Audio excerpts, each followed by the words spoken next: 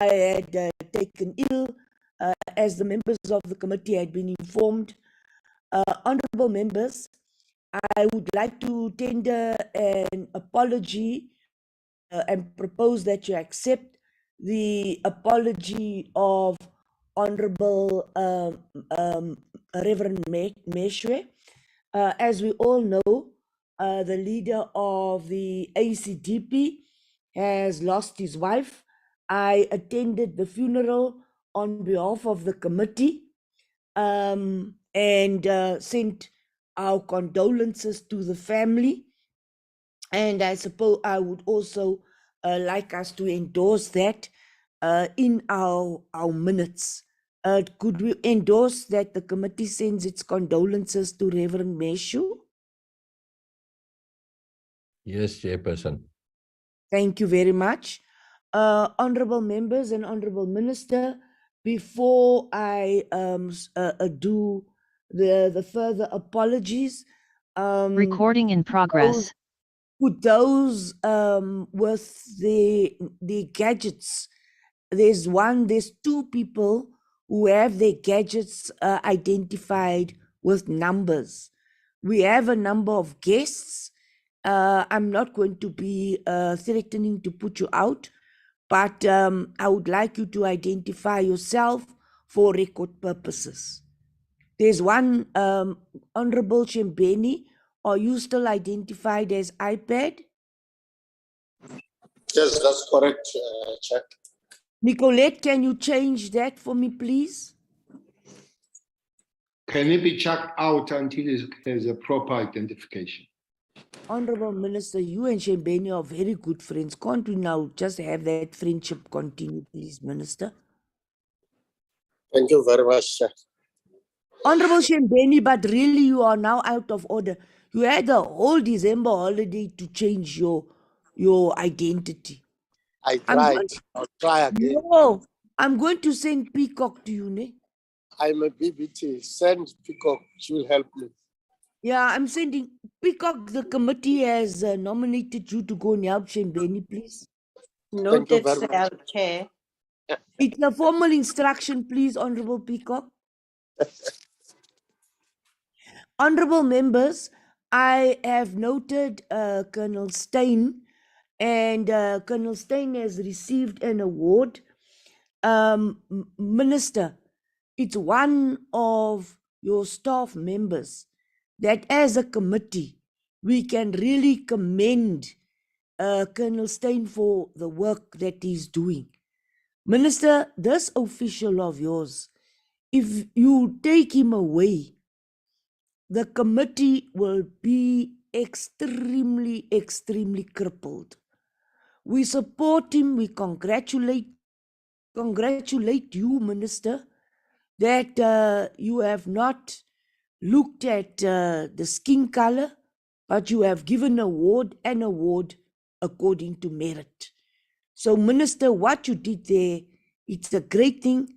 Colonel Stein and others, but mentioning him particularly because the SAPS has recognized him for the good work that is done. I want to acknowledge Major General Rabi. Minister, we also can call him anytime, Honorable Sheikh Imam, Honorable Whitfield, Marekwa, Brigadier Matlela. DM, have you sent an apology that you're leaving early? Is that still there?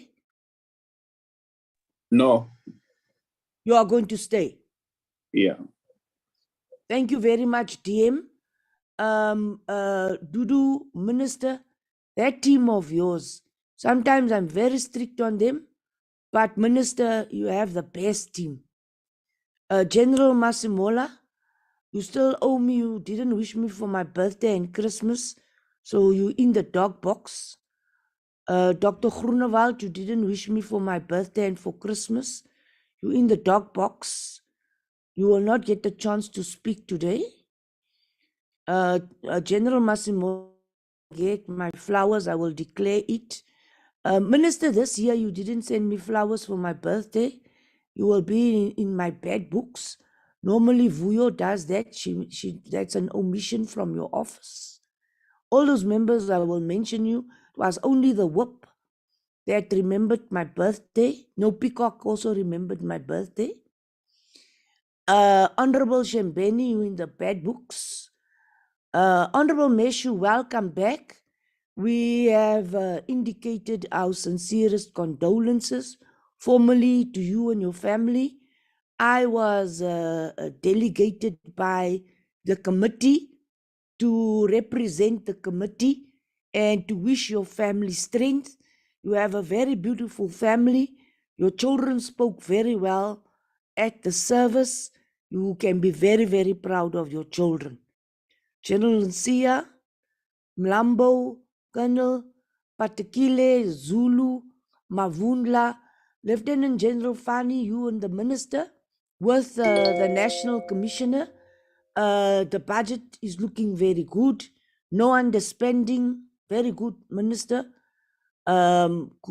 Kumalo from Limpopo, the Provincial Commissioner. Minister, why I'm doing this, I want you to know, Major General Peters, if I haven't mentioned you by name. Now, Minister General Becky Cele, you released the third quarter crime statistics. Even though there's an increase, especially in contact crime, we have informed our stakeholders that we have a robust relationship with you. Honorable Minister, I would like to say that you have allowed these members to engage with you, and very few ministers allow it.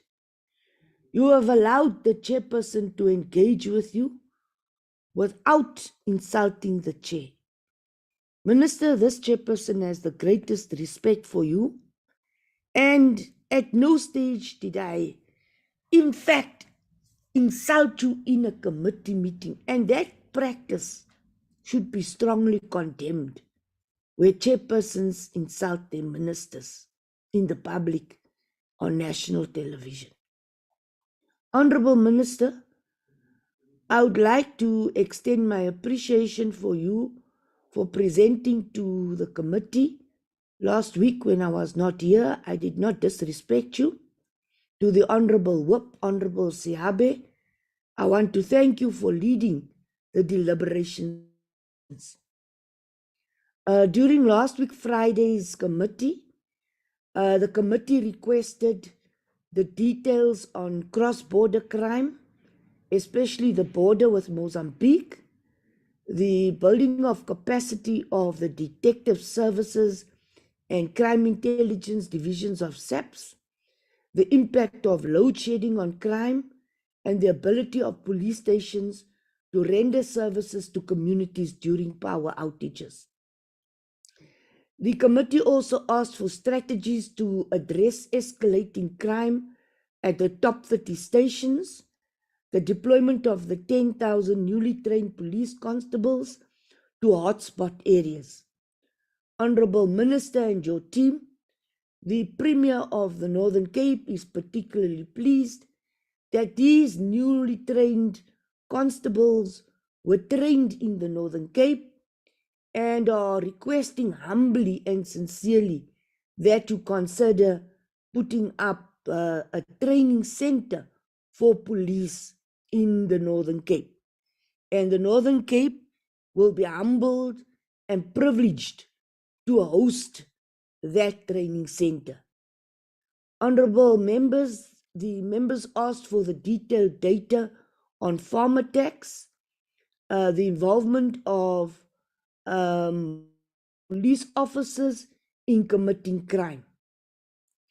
Before the minister and his team and the National Commissioner briefs the committee on these responses and further engagements, I would like to raise the following: that in the State of the Nation address, the President announced that SAPS will use data-driven methods, also known as evidence-based policing, in a more sophisticated way to identify and target crime hotspots.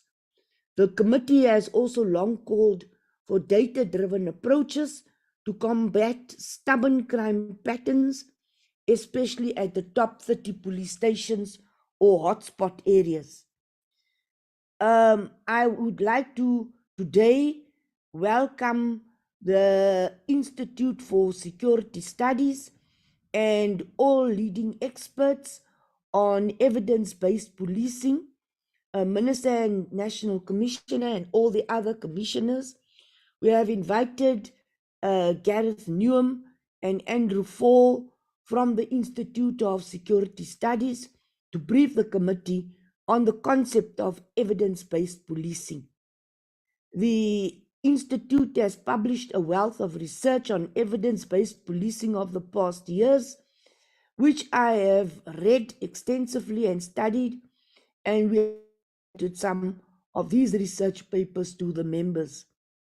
I hope that in their briefing, they will empower the committee to better understand this concept and sharpen our oversight efforts as the SAP starts to implement this policing method.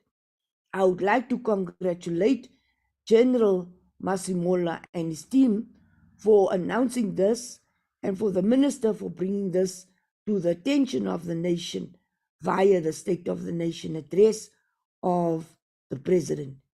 General Minister, the concept of evidence policing might be confusing, but we know that this could assist us with contact crime and eradicating the scourge of gender-based violence and femicide.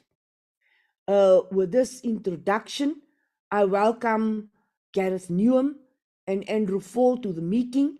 And as I said, once we have done our house work, the housework includes that we do the full apologies and that we then also do the minutes. So Babalwa, on to the adoption of the agenda. May I start with the apologies, please? Good morning, Chairperson. I only received the apologies there to and but they are in a meeting today. Thank you. We have a full house today. Thank you to General Minister for being here, a Deputy Minister for being here, General Masimola for being here with your team. Do I have a proposal for the adoption of the apologies?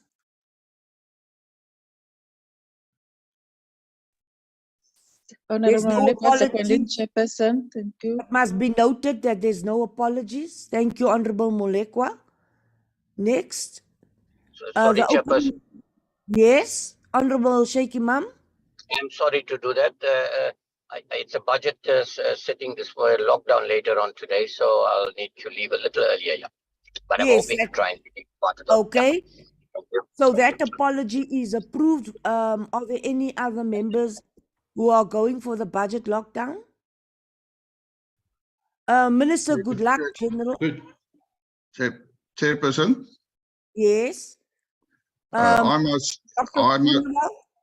thank you. Morning, Chair, and everybody. I myself will not be able to be here the whole meeting. I also have to go as far as the budget is concerned. Yes, that's why I'm asking. So, Dr. Groenewald, your apologies also accepted.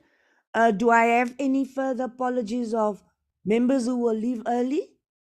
Chairperson, Minister General? I could have an enforced early leaving at 10. I'm going for load shedding here in Cape Town. Of late, it's between 2 and 4 hours. So, but at 10 is definitely going. I hope I'll be able to continue, but if anything happens, it would have been load shedding that starts at 10. Thanks. Thank you, General. General, may I then request that after the adoption of the minutes, that you then address the committee before load shedding? Honorable General. Which is my command, Chair. Thank you, General Minister. Honorable members, that takes care of the minutes. Do I have a proposal? I mean, the apologies. Who Morning, else? Chairperson.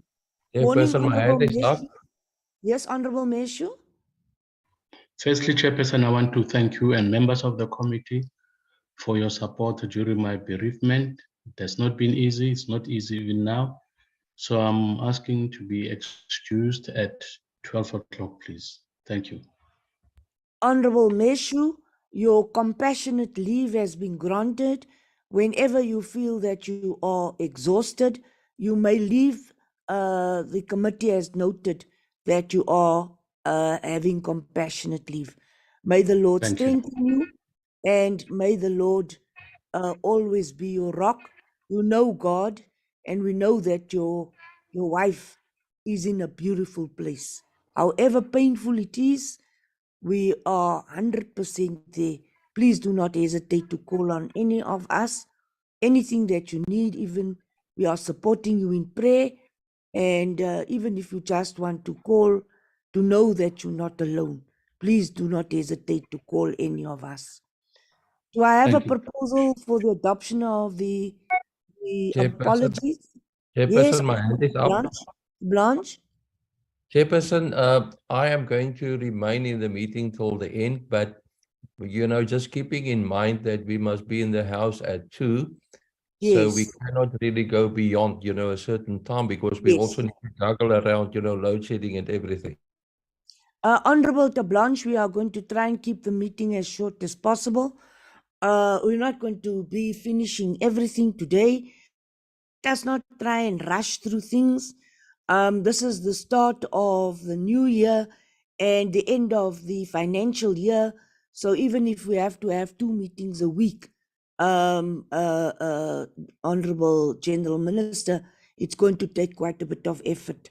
Honorable members, that brings us to the adoption of the apologies.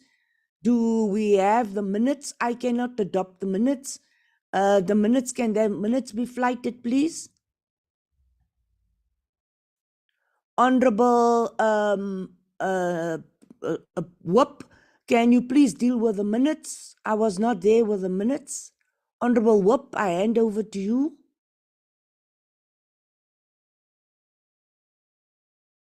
Honorable Whoop, can you take Thank you, us through Chair. the minutes, please? Thank you, Chair. Can we have the minutes flighted? Page 1, page 2,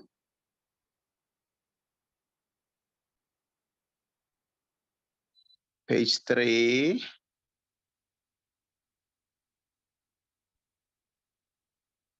page 4,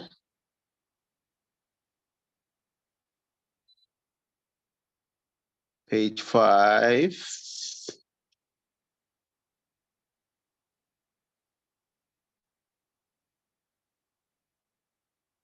is that the last page? Okay. Yes, so They are the minutes. I'm aware that honorables received the draft minutes well in advance, and there were proposed amendments, which I see were included.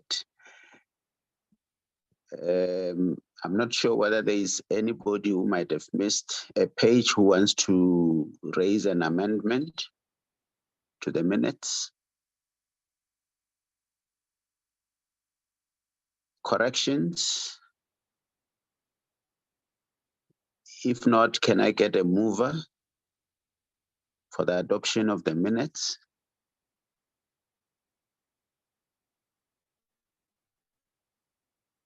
Any mover for the adoption of the minutes? Sheikh Imam moves. Thank you. Honorable Sheikh Imam moves. Any seconder? Honorable Shambeni. Honorable Sambeni seconds. Is there any alternative view? No, minutes are adopted as such, Chairperson. Thank you very much. Thank you very much, Honorable Whip. And thank you very much for the very wonderful manner and the manner in which I have been able to trust you, and that you can now be recorded as handing over back to me. Can it be recorded in the minutes that the whip dealt with the previous set of minutes, and that once it was adopted, the meeting was then handed back to the chair? Can that, for record purposes, please be indicated in this minutes? It is now my honor and privilege to call on General Minister to address the Portfolio Committee and to give us the responses. Minister, if you do not give all the responses today, it is not the last meeting, and we know that we are in your good hands. Honorable Minister, the floor is yours. Thank you very much, Chairperson. Again, good morning to yourself, to the honorable members, to the police management, and to the ISS guest. It's one body that we're working closely with. We always find them very much enriching, Chairperson, working with them. As I've said, I hope the load shedding doesn't really impact that one will leave the meeting. Chair, as you know, last week your apology was put on the table and the whip took over, but I can assure you that there was no threat of any form of coup d'etat. He stayed within his lane, and everybody was watching him, but he did a good job, that will confirm. Chairperson, the crime stats remain the worry for all of us that we work in this environment, the ministry, the police, the communities themselves, and those bodies we work with, CPFs, Neighborhood Watch, provincial commissioners, and including the independent bodies like the ISS and others, that they do now and again touch base when such things happen. I'm not going to be very long, Chairperson. I think there are things that should be done going forward. Chairperson, the question of the shortage of personnel in the South African police has been an issue for some time. One is really glad that at least the President, His Excellency Ramaphosa, and the Treasurer this time, they are looking with a much better eye, not with a jaundiced eye, to the security cluster, I must say. Well, but we talk about police here, but for the first time that the security cluster, I know that the SANDF, I know that the Home Affairs, they'll get something going forward. And the police, the 10,000 that was there. Well, I detected, Chair, that though we are a chair in the national office, your province is still close to your heart by wanting us to move one college academy to the Northern Cape. We wouldn't have a problem, but in the facility that is there at the present moment is really helping us. We are approaching again the SANDF to help us with that facility.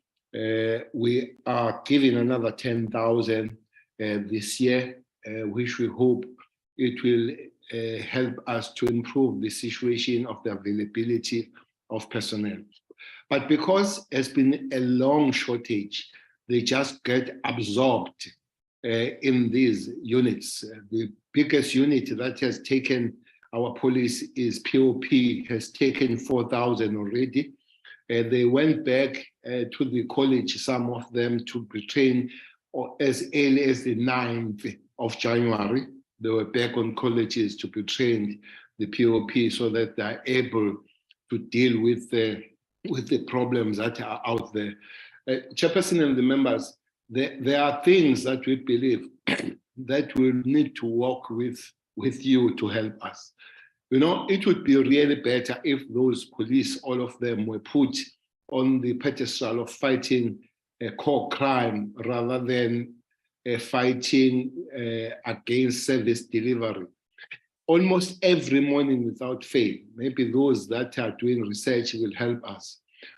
Between 20 and 30 protests are taking place in South Africa, somewhere in South Africa, where we need to send these officers, and them spend a lot of time, spend a lot of resources on some things that could have been prevented, or some other departments would have worked on them. I'm not going to be specific on that. It's one area that maybe if all of us, we can do what we're supposed to do, where we're supposed to do, that one can be eased, that those members of the police are not trained for protest, but are trained for core crime, like your extortion, like your organized crime, like your rape and all those kind of things. That's one. Second one, Chairperson, is expansion and betterment of police stations. We remember you invited the sister portfolio on this one. We haven't had much progress, Chairperson, let me say, on those workings. This ministry doesn't have an office up to this point. We have paid about 2 billion rand to try and make the office work. We don't. Even the staff that has been moved in that office, they have been taken out because there was leaking of water. The situation is quite bad. So we don't have office as this ministry and the headquarters of the police. And we have put that on the table. The third one that would have requested, Chairperson, while the police, I think the improvement of the cluster working better, the JCPS cluster, we would really love that one time you put us under one roof, so that we throw our problems. We don't want to go on the other side, go on the mountaintops and shout on other sister departments but there are problems. Chairperson, we have a huge problem about bail regime, no doubt about it. Now, other problem, Chairperson, that keeps coming is a parolee regime. That regime is giving us problem. Most of the cases you look at, the young girl where that was killed in Cape Town, I think 2 weeks ago, the perpetrator was given many life sentences. The guy was on parole. The deputy provincial commissioner of Gauteng was attacked by criminals in Midrand 3 weeks ago. The guy was on parole. But you begin to see a pattern of parolees coming back to work on their own regimes to perpetrate crime. If you look at the crime stats for last 3 months, we have sent back 13, or we have arrested 13,000 undocumented nationals. They are giving us a lot of problems. It's difficult to trace them when they commit crime and all that. So that's a request we have made. We would not mind to repeat that, this portfolio committee coordinate other committees so that we sit under one roof to see how do we work on our way forward. That will include the army, Chairperson. There is this call of the army helping the police to round up the illegal immigrants, whether it's in Western Cape, whether it's in Gqeberha. But the crux of the matter, it would be good for us if they block them on the borderline rather than coming when they're inside South Africa. It will really help. So that those are the things, rather than shouting, we all work together to sit down to work together. Chairperson, we do take advices from the portfolio committee. The responses that are here, we'll talk on them, and then we also take those questions and those advice and those contributions, take them on board, as we take them from other people, including the community. The last on this one, Chair, there is a document, I don't know if the members of the portfolio committee have seen, that has been passed and granted by the cabinet now. That is integrated crime,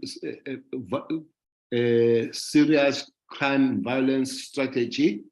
That document is there. That document puts fighting crime at the doorstep of government, rather than a single department.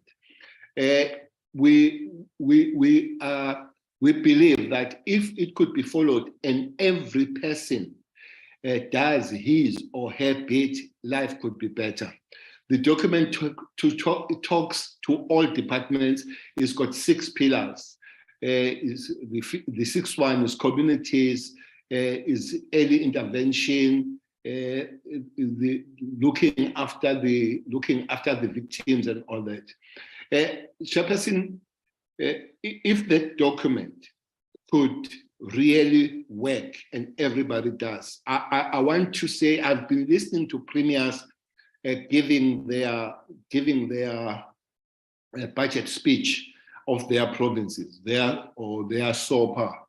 It sounds good. We would love to hear them giving the emphasis in creation of conditions that can make fighting crime easy. For instance, if you go to Gauteng, they've got more than 700 informal settlements. And we believe if informal settlements, especially in the cities like Cape Town, Johannesburg, Durban, if somebody could do better on them, it can improve policing tremendously. Having proper townships or having proper residents with roads, with lightning street numbers and all those house numbers, and putting technology there, like your cameras and all that, that will really help. If we have the intervention on the early prevention. Chairperson, I went to one meeting in the township here in Cape Town. It was on a Tuesday. On that meeting, there were more school kids at 11 on a Tuesday in the morning than the parents. And when you ask why kids are not at school, the answer was that they were tired to go to school. That's a disaster when those kids are tired to go to school because gangsters are not tired to recruit them. These statistics, they tell us that all central police stations without fail have increased common crime, your pickpocketing, your stepping and all that, all without fail in big cities. Why? Because there are many people that run to cities, those that they fall by the wayside on the social ladder, or those that are undocumented, and they cause havoc in the city centers. I can take you to all these cities, including Cape Town, Durban, including Bloemfontein, and go under the bridges, you go where they live, where there is terror around the places where they live. And you can see by this common crime increase around those cities. So we believe that if those things are done, those people are put in better places, our kids are supposed to be where social work is working with the safe houses and all those kind of things, life could be really better on policing. And then we can do co-policing and working with our sister departments. The question that keeps coming is a question of illegal firearms. Chairperson, 3,000 people in 3 months were killed by firearms, could be those that converted from being legal to illegal, let's say illegal.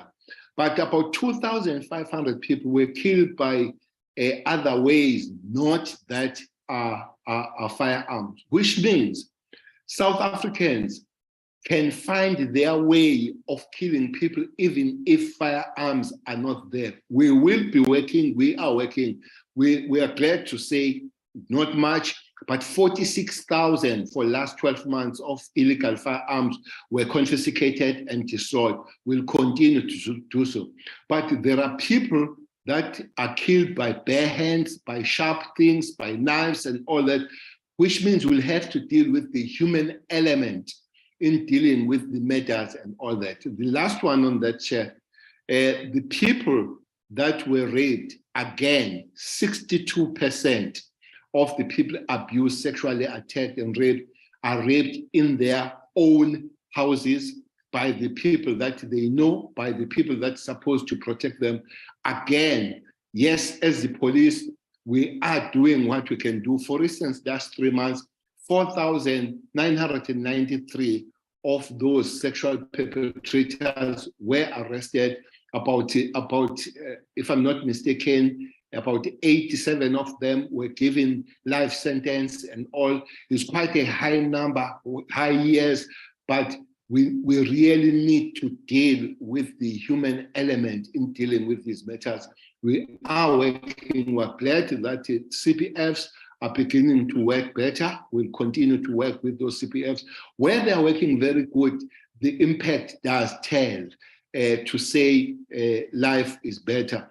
We need to do that because communities have become a very contested area. One notorious criminal in Cape Town that is called Bara was arrested with 19 dead bodies in his charges, but community marched and demanded him to be released because he's doing good for their kids, give them food and all that, which means, Chairperson, communities will have to work close with them, social conditions change so that they don't become really consumed in the criminality and the criminals contesting the community and winning them over so that they become their protectors as they commit crime. Basically, those are the things that we'll put on the table. And going back to you, Chair, I think the National Commission then will lead us on the matters that were raised and any other matter that the committee will be leading us to engage on. Thank you very much, Chairperson. Thank you, Minister General. We appreciate that response that you have given us, and we appreciate the time you have given us because I know there's also a cabinet committee today. So, Minister General, that response you have given us, as usual, is very detailed and informative. We have the greatest respect for the work that you, the National Commissioner and the Deputy Minister are doing, and you have our support. Yes, as a committee, we are expected to do constitutionally our oversight work, and this committee has done so vigorously, but we have done so with respect, and I hope that you have felt the support of the committee in the work that you do.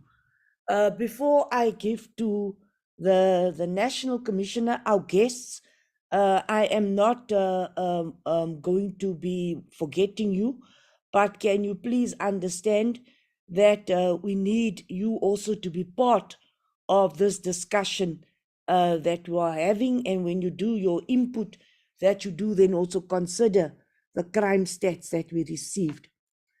Minister General and National Commissioner and Deputy Minister, we would really like to engage you on the integrated crime prevention strategy. So with your permission, Nicolette,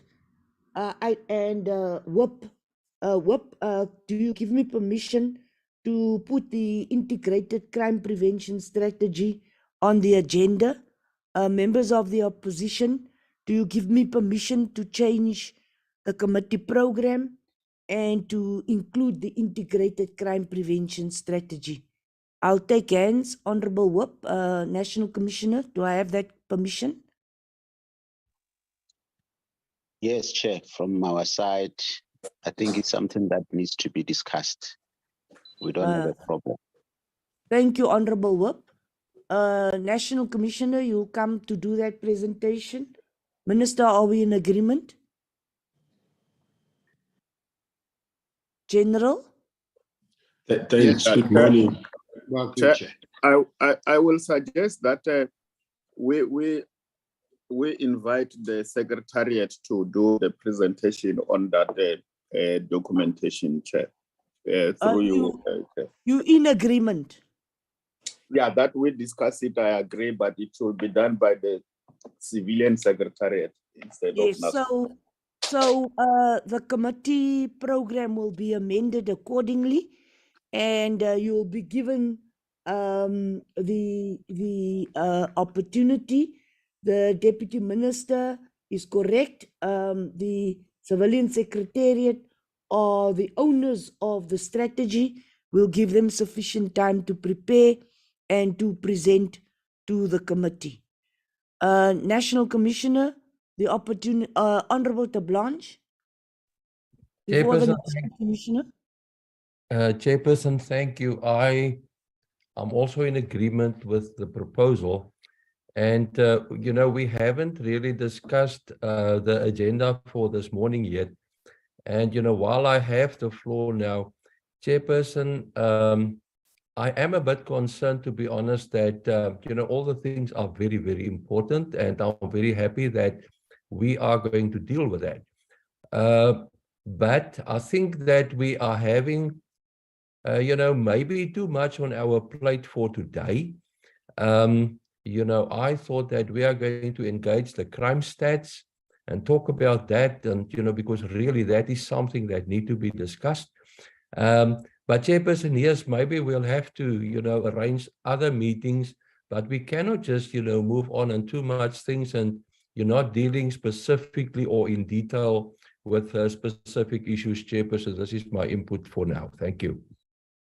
Honorable Tablanche, you did understand that I said that this meeting will be continued.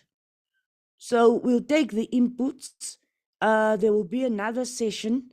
So even if we have to meet, not this Friday because it will be short notice, but we will continue this meeting.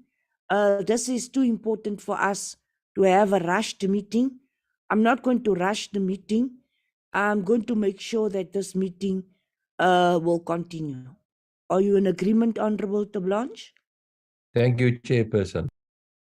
Honorable Tablanche, today is also the budget day, so we do not expect to complete the work, and I'm not going to rush today's meeting. Honorable members, do you accept that? Honorable Shembeni? Yes, thank you, Chair. We do accept, but I'm looking at the issue of load shedding nowadays, because as you have noticed, maybe you will find out that in some other places, load shedding goes twice, 3 times a day. Other areas where I'm coming from, because now I'm in Cape Town, in Komazi, there is no network at all because of the floods. So I think we must consider the issue of the load shedding. Thank you, Chair. Honorable Shembeni, that is also the reason why we will have to meet more than once a week this year. The program is very, very tight, and the parliamentary meetings is very limited. I've also tried to get physical meetings. It's very difficult for me to get physical meetings. But we are, Nicolette Babalwa Sutu is Dr. Tuli is a very, very hardworking team. We started working and we were working right throughout the holiday. So, honorable members, we are going to be pushing through, and because of load shedding, we may have to meet even early hours of the morning. There isn't a single member who is not affected by load shedding. Honorable members, if you agree with that and give me permission to arrange those meetings, you will be notified well in advance. We are now taking into consideration the load shedding schedule, and we're planning accordingly. Members, I am trying to get that strategic plan, and we agreed that it must be physically. So please bear with me. We've also requested that if there is no venue at Parliament, that we be given a budget and permission to have the meeting of Parliament. Honorable members, I do not want you to interrogate the agenda, because this is an agenda which will go over 2 meetings. Agreed? Agreed? Yes, Chairperson. Thank you. National Commissioner, you may now give your input. General, you may give your input. General Masimola, the floor is yours. Good morning, Honorable Chairperson and honorable members, the Minister of Police, General Kele, the Deputy Minister of Police, Mr. Kasim Matale, and all other colleagues. Thank you, Honorable Chairperson. We will be starting with our presentation.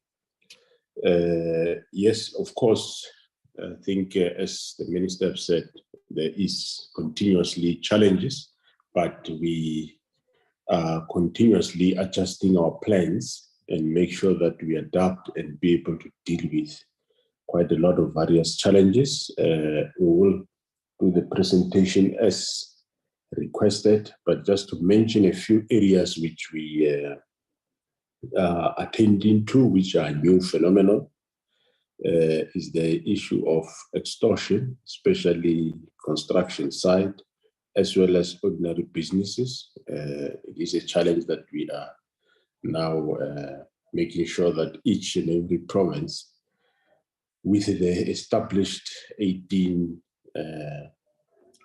task teams that we have in the country, we need to focus on this because it's becoming a new phenomenon. It goes along with the damage to infrastructure and also theft of cables, especially your copper cables, and crimes around the ESCOM supply chain management or load shedding in general. And yes, we also do have a challenge around cross-border crime, especially vehicle crime. We just recently, a week ago, we had a meeting with the minister and the deputy minister, with the minister of Mozambique, with a view to unlock the challenges around the repatriation of South African vehicles that are found in that country and other countries, of course. We do engage those countries. It is not an easy process, but we are continuously engaging with a view to have those vehicles repatriated, but also our organized crime in the country to look at focusing on those that steal vehicles and taking them across. Let me then go back to the presentation, Honorable Chair, and ask Major General John Rabi to take us through the questions that have been posed by the committee. I thank you very much, Honorable Chair. General Rabi.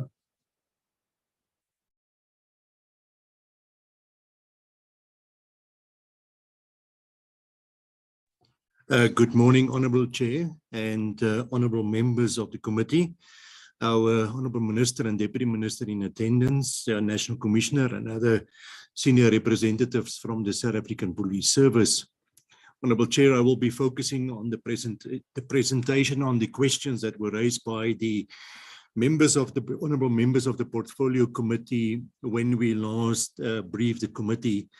I'm not going to read the table of contents. I will address each one of these questions individually as we deal with them. And so we will address 11 issues that the committee requested us to respond on.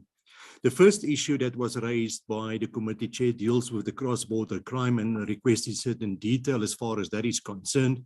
Now, as far with specific reference with what is happening in Mpumalanga and cross-border crime between South Africa and Mozambique, there is currently what is taking place is the smuggling of stolen vehicles from the South Africa into Mozambique, the smuggling of illicit or counterfeit goods from Mozambique into South Africa, the daily illegal cross-border movement of people from Mozambique into South Africa, and that includes also nationals from India, Pakistan, and Bangladesh, the drug smuggling, and what has been identified as the main contributors is cocaine and mandrax through Mozambique to South Africa, and then the issues of human trafficking, illicit cigarettes, and the smuggling of firearms and ammunition. When we look at Mpumalanga, it's vehicle theft and carjacking is prevalent, and these vehicles are then tracked into the neighboring countries. There is a daily increase of legal and undocumented people coming into the country, with specifically the undocumented influx that is affecting our national security. It is also indicative that the transnational crime syndicates and undocumented foreign nationals are prevalent near our borders, and they also use that as a base to operate from. So at this point in time, the areas outside the 10 kilometers from the ports of entry is considered to be vulnerable. And your transnational organized crime syndicates, they specifically target your corrupt border officers for money laundering and illicit trade. There is increased incidents if we look at transnational organized crime that deals with your vehicle hijacking, vehicles that are being hijacked and then moved to the neighboring countries, the smuggling of illegal firearms, human trafficking. I've already referred to most of these. Now, we also note that due to your previous border delineation, there is informal crossings that do happen on a daily basis due to specific communities being situated in close proximity of our borders. When criminals are committing crime in South Africa and they move back to the neighboring countries, that proves to be problematic in terms of finding and arresting those criminals. National Commissioner has referred to the fact that when we recover stolen vehicles in neighboring countries, it is proved to be problematic to repatriate those vehicles back to South Africa. There's a problem as far as the government officials that are involved in corruption at your ports of entry. And then lastly, what we've noted is when you have congestion at your ports of entry, though we have seen incidents of kidnapping, robberies, and rapes taking place where we have these high levels of congestion. We have implemented the following measures. Honourable Chair, there's a port of entry standard operating procedure that has been implemented to assist with the identification and verification of stolen vehicles. We are currently negotiating and in consultation with commercial banks that in terms of streamlining the way that vehicle loans and rental legislation is being dealt with. There's also electronic screening of people on a daily basis and vehicles. And for that purpose, we use the enhanced movement control system, which is then also linked to the circulation system. What that means, if vehicles or goods or anything is being circulated on the circulation system, it will be picked up when it moves through the port of entry by means of the enhanced movement control system. We also have various operations that has been initiated at the ports of entry. Once per week, we have intelligence-driven operations at port of entry. We have joint operations, including roadblocks within the 10-kilometer radius from the port of entries. We also cooperate with neighboring countries to coordinate, regional police activities to deal with transnational crime. And lastly, we utilize the available BMA border guards, and through their deployment at strategic points to deal with vulnerable sections of the borderline. Looking at the capacitation of the Division of Crime Intelligence, we will specifically focus on key initiatives that has recently been implemented, and that includes the appointment of, in the current financial year, senior managers, 10, middle management, 60, junior management, 82 people. And we have then already advertised a further 15 posts for senior managers. And when we look at Project 10,000, that refers to the recruits that were recently trained. 600 of those posts were allocated to the crime intelligence environments, and then with specific emphasis on the allocation of 100 collectors to the Eastern Cape. There are currently specific projects that has been identified by crime intelligence that will require further posts for the interception of data, technical support services, cybercrime, and analysts. The current plan that has been compiled by the newly appointed Divisional Commissioner for Crime Intelligence deals with the structures itself and the alignment of that with the National Policing Strategy. And what that includes is the capacitation of the division and the alignment of the structures of crime intelligence with the district development model. And as a result of that, we've already established 52 crime intelligence district offices. The structures are currently being consulted at the relevant levels. And one of the key deliverables that is in the plan itself is then to move of the capability specifically to police stations. This will include the shifting of our skilled and experienced personnel from national, provincial, and district level to station level. And we, at this point in time, the division has already deployed 2 operatives, Honorable Chair, to the top 30 high crime police stations. And the purpose of that deployment is for them to assist with proactive and reactive intelligence gathering for the purpose of strengthening the operations that are being conducted at those police stations. The Division Crime Intelligence, they also participate in the annual skills audit, and the aim of that is to identify specific training interventions. And what we have done there is we've just listed some of the training interventions that are currently being presented to operatives in the crime intelligence environment. It includes your undercover operation course, border security, counter-terrorism, and just to mention a few as they are listed on the slides. On slide 12, Honorable Chair, that is some of the other training courses that are presented to crime intelligence operatives, and I just want to mention 1 or 2 on slide 12. It includes your combating of environmental crimes through intelligence, asset forfeiture and money laundering, and weapons of mass destruction. Moving to the... My apologies, General. We received the presentation. I still want my guests to also do their presentation. Okay. Can you just move it on a little bit, please, General? Noted, ma'am. In the detective service environment, we currently identified a shortage of 3,359 detectives. 1,094 new recruits were allocated to the detective service in 2022. Jay, we have 2 slides, 15 and 16, that gives a detailed breakdown of the shortages in the respective environments, but I'm not going to go into those specifics. It's reflected on the both slides. And then the initiative that is currently being investigated by the detective service environment is to pay specific allowances to the detective services. Visible policing are receiving specific allowances on a monthly basis, and we are considering to implement similar allowances to the detective service environment to make the career in the detective service environment more attractive. This also includes, on slide 18, the increase of the clothing allowance. What we have found is that the current allocation is not sufficient, and the intention is to look at the viability of increasing the current allowance, for instance, to 3,000 Rand per detective. If we look at load shedding on crime, it's obvious, ma'am, that it will impact on policing activities. It impacts on when load shedding do take place. It affects our ability to attend to complaints in terms of claims, in terms of complaints being reported to the South African Police Service. Downtime in electricity network also create opportunity for criminals to commit crime, and it also influences our day-to-day administrative activities. We have installed generators, backup generators at most of our police stations. There are currently 26 police stations without generators that are being attended to. We just need to note that as a result of the high levels of load shedding, it does have an impact on the utilization of these generators, and it leads to failure.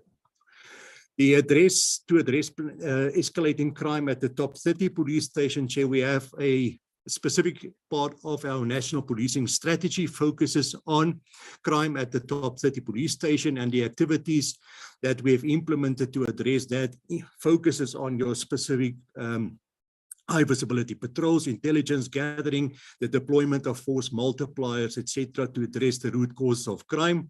We have also initiated activities to enhance the capability of these police stations through weekly or bi-weekly monitoring and prioritizing the maintenance of these vehicles at our garages. We have also appointed national and provincial champions to assist these police stations with capacitating them and doing a proper analysis of the requirements associated with the police stations. In the deployment of the new recruits, we have recruited 10,320 people recruits in the previous financial year, and 1,320 of those has been assigned to the high contact crime stations. We are currently busy with next year's training intervention, and although the figures are not known yet, the top 30 high crime stations will receive the necessary attention. I will then, Chair, if with your permission, the next couple of slides, just hand over to General Sekukune to deal with the reported crime in rural areas. Thank you, ma'am. Thank you very much, General Rabi. Team, please, you have 40 plus slides.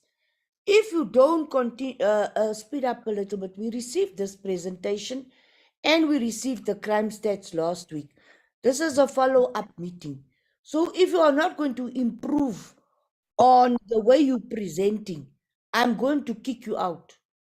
General Masimola, can you tell your team, we mustn't rush, but really now I'm losing my patience.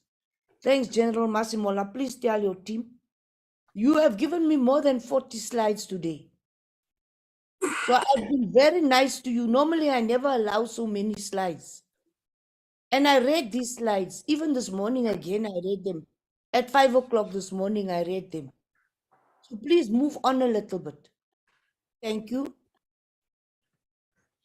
Thanks, Honorable Chair. General Sekukune, proceed as directed by Chair. All right, thanks, Chair and honorable members of the Portfolio Committee. As has been requested from the crime registrar in terms of the issues emanating from the attacks on farms, as you can see from the slide, it says the chairperson has indicated the crime that had been reported in the farming community as obtained from the Rural Safety Committee strategies. All the crimes have recorded decreases. The next slide, please. In the crime stats, we had this presentation where we indicated that there were 11 victims that were killed. And in the previous slide, we had indicated that there were also 11 victims. However, the difference between this current slide and the one that we had previously, we also indicated other crimes that happened when these 11 victims were killed. When these victims were killed, these 11 victims were killed, there were also cases of robbery at residential premises that were reported. There was also one rape, and then there was also a stock theft that was reported. So in terms of the murders, we had zero increase in terms of the murders. Next slide. Then we also looked at instances of attacks on rural areas where we looked at the victims that were murdered. We had one instance on the first row there where the person that was murdered was an employee.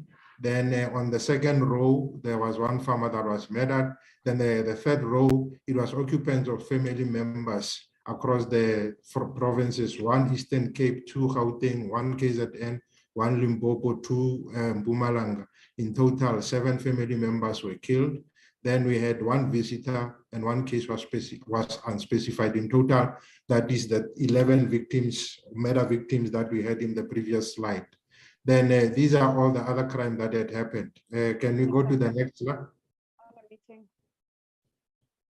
Then we also looked at instances whereby the farmers were the suspects in the commission of these crimes. And one particular case was the case number 9512 of 2022 of Koster, where a SAPS member received a report of a missing person at Duran Lachter farm. As he arrived, he heard screaming, but he was denied access to the farm and he requested backup from the police station. Then when the backup arrived, they discovered an African male, a body of an African male, which was already in a state of decomposition, wearing blue overalls. Then on that particular scene, 2 white farmers were arrested, and then 3 others fled. In total, there were 5 suspects, which were white male and 2 white females. Next slide. Then we also looked at the instances where there were multiple victims. We can see that in cases where there were multiple victims, we show that there were 16 incidents where there were 2 victims, and there was 1 incident when there was 10 victims. This one was a robbery at residential premises where there were 10 victims, and they were all family members. So in total, we had 27 victims, whereby we had 27 cases, which resulted in 27 victims for robbery at residential and non-residential premises. Next slide. Then we also looked at the issue of the farm murders vis-a-vis other instances, whereby we had for the farm murders, we had 11, and then for the total, then 554. Thank you. Before I sign in line with this, please. Chairperson, then we're dealing with the involvement of police officers in criminal activities. General Mavunta, ma'am, your mic is on. But something is happening here. Can we just have one person speaking, please? The police officers involved in criminal activities, ma'am, are being investigated by our anti-corruption, IPIT and DPCI, and where members are suspected of committing crime, these are being investigated. From October 2022 to December, we identified 228 incidents that were dealt with in terms of the disciplinary process. Only 6 of those are still pending, and 5 were dismissed, and 211 sanctions were issued short of dismissal. The escalation of mass murders in the Western Cape and the use of firearms, it is correct that this has been identified as a threat in 4 provinces. All of these incidents are being investigated by multidisciplinary teams in the detective environment and being monitored by the National Organized Crime Secretariat. We have a dedicated capacity within the DPCI environment. We just note some of the successes in terms of recovering firearms in the previous financial year: 19 AK-47s, 10 R5s, 346 pistols, and now 149 revolvers. And we quote one example there of an operation in October 2022, where through a multidisciplinary operation close to Stilfontein, 15 AK-47s. Apologies, General Rabi. Yes, The minister, a deputy minister, the minister has lost connectivity. So DM, can you just now remember that our minister is not in the meeting? General Minister has been kicked out. Yeah, no, I am aware. He did reach out to me that he is having connectivity problems, but he will try from time to time to follow the proceedings. Yes, DM, can you just tell him that we acknowledge that he has challenges? Right? Chair, I'm still here, but we keep breaking. But I think it's correct that DM takes so that he's consistent than me at the present moment. Thanks. Until 12. Thank you, Minister, but we are acknowledging now formally that you have challenges. so we know that you are not running away. I don't Thanks, want Chair. I don't want anybody here to come and complain about my minister. Thank you very much. You may continue. Thank you, Chair. Chair, the use of informants by the SAPs, we currently do use informants. We still do use informants. In the current financial year, we paid up to 18.2 million on the payment informers, and we're also using for that purpose our Crime Stop capability, as well as the recently created My SAPs app. Challenges with the implementation of the rural safety strategy that has been identified. Primarily, it's about the remoteness of these areas and then the lack of adequate resources that hampers the effective implementation thereof. And then also noting that in these specific areas, there is normally a lack of insufficient infrastructure and proper maintenance. How we are addressing this is we have dedicated operations in the identified areas, Mondays to Wednesdays. We focus on community awareness, and Thursdays and Mondays we look at the implementation or the enforcement of the Firearm Control Act, the Liquor Act, and second-hand goods. And we are also encouraging station commanders to use an integrated approach to address these specific threats in the rural community. Ma'am, thank you. That concludes my presentation. Thank you.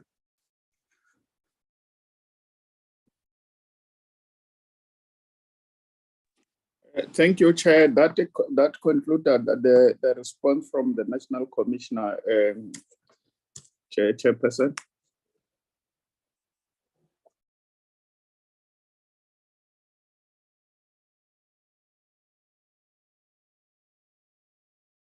Thank you very much for the presentation. Honorable members, what we're going to do now is Honorable Majosi is also located and her network is also not stable. So before I lose all the members, I'm going to take the next set of presentations. And as I said to you, there will be a follow-up. So our guests, can you just introduce yourself? Show your videos. I'd like to see your handsome faces.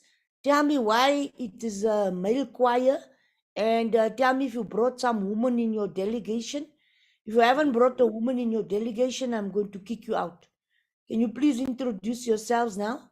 You can remove the slides. I want to see my guests. Thank you, DM. Could the guests please introduce themselves and show their faces?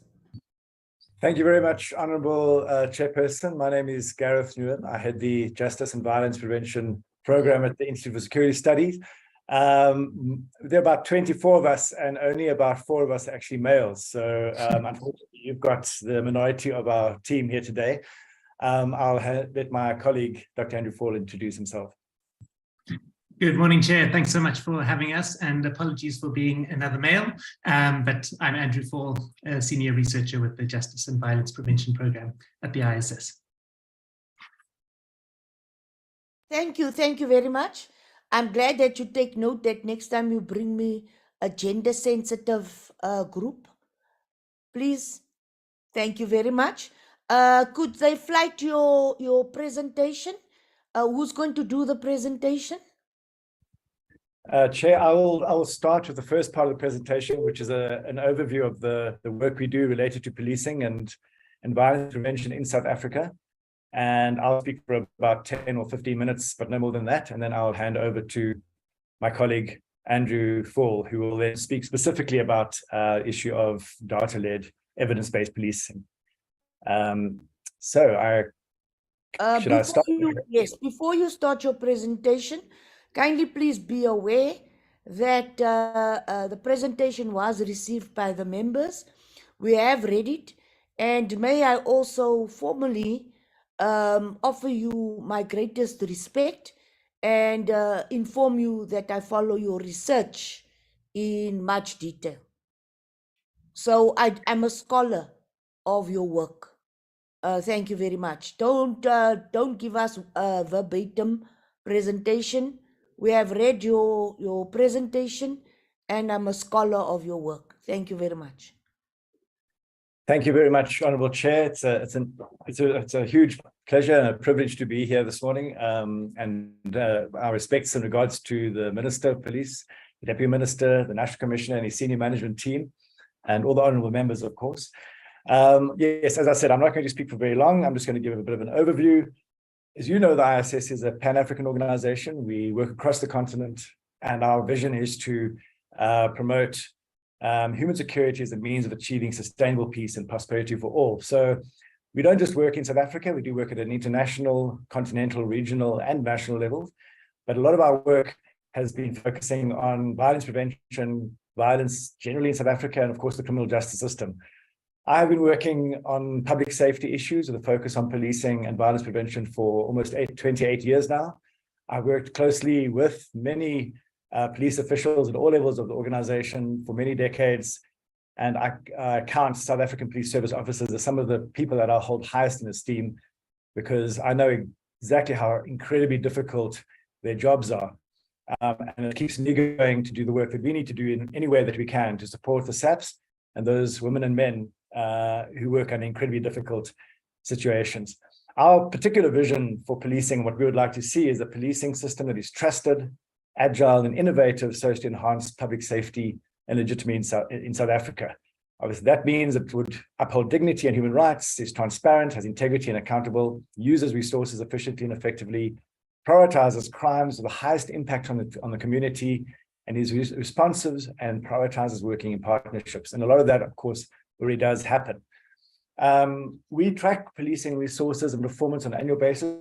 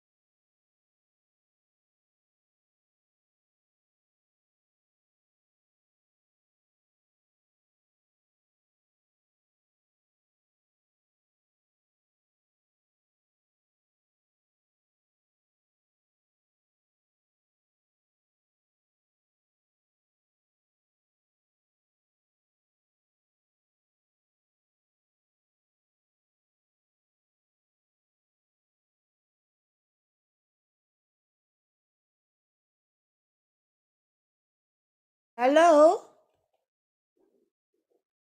Hello? Hi, Madam Chair. I don't know if, did it pause on everybody's side or was it? I don't know if it's by me, but I couldn't hear now. Could the other members hear? No, Was we it didn't. sound? Hey? We didn't hear anything. Yeah, I had no sound. Can you assist us, please? I had no sound. Nobody, even the other members, had no sound. I think he has a problem. He froze or he got disconnected. Yes, can you start again, please? I think he was due to have load shedding at 10, and before his generator kicks in, there's a couple of minutes, and so maybe load shedding started late. Can you start with your section, please? Sure. Yes, I can do mine. Okay. I'm just going to share my screen so that I can get my advanced sharing. Okay. Okay, I'm not sure if I'm able to share my screen.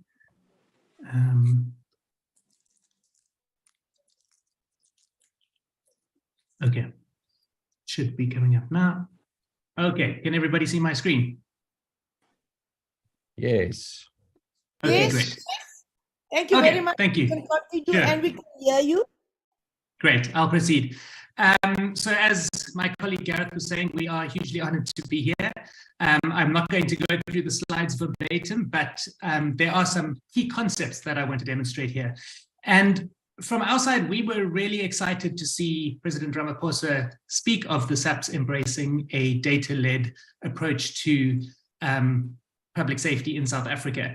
And I'm not going to speak specifically to the crime statistics at this point. First, I want to flesh out why a data-led and, more importantly, an evidence-based approach to policing is so important and holds so much potential for the South African Police Service. So just to summarize my key messages, I think we all accept that everybody in South Africa feels unsafe. We all feel vulnerable. But as we see in the crime stats every quarter, every year, we aren't all equally at risk. And this is key. We can't expect police to be everywhere and to do everything. That is going to water down their impact, but they can be where and do what matters most to make South Africa safe. And that's where the great promise of President Ramaphosa's words hold potential for us. And that's what I want to flesh out today. So President Ramaphosa speaks about being data-led methodologies. Data is important, but that just tells us where to start focusing.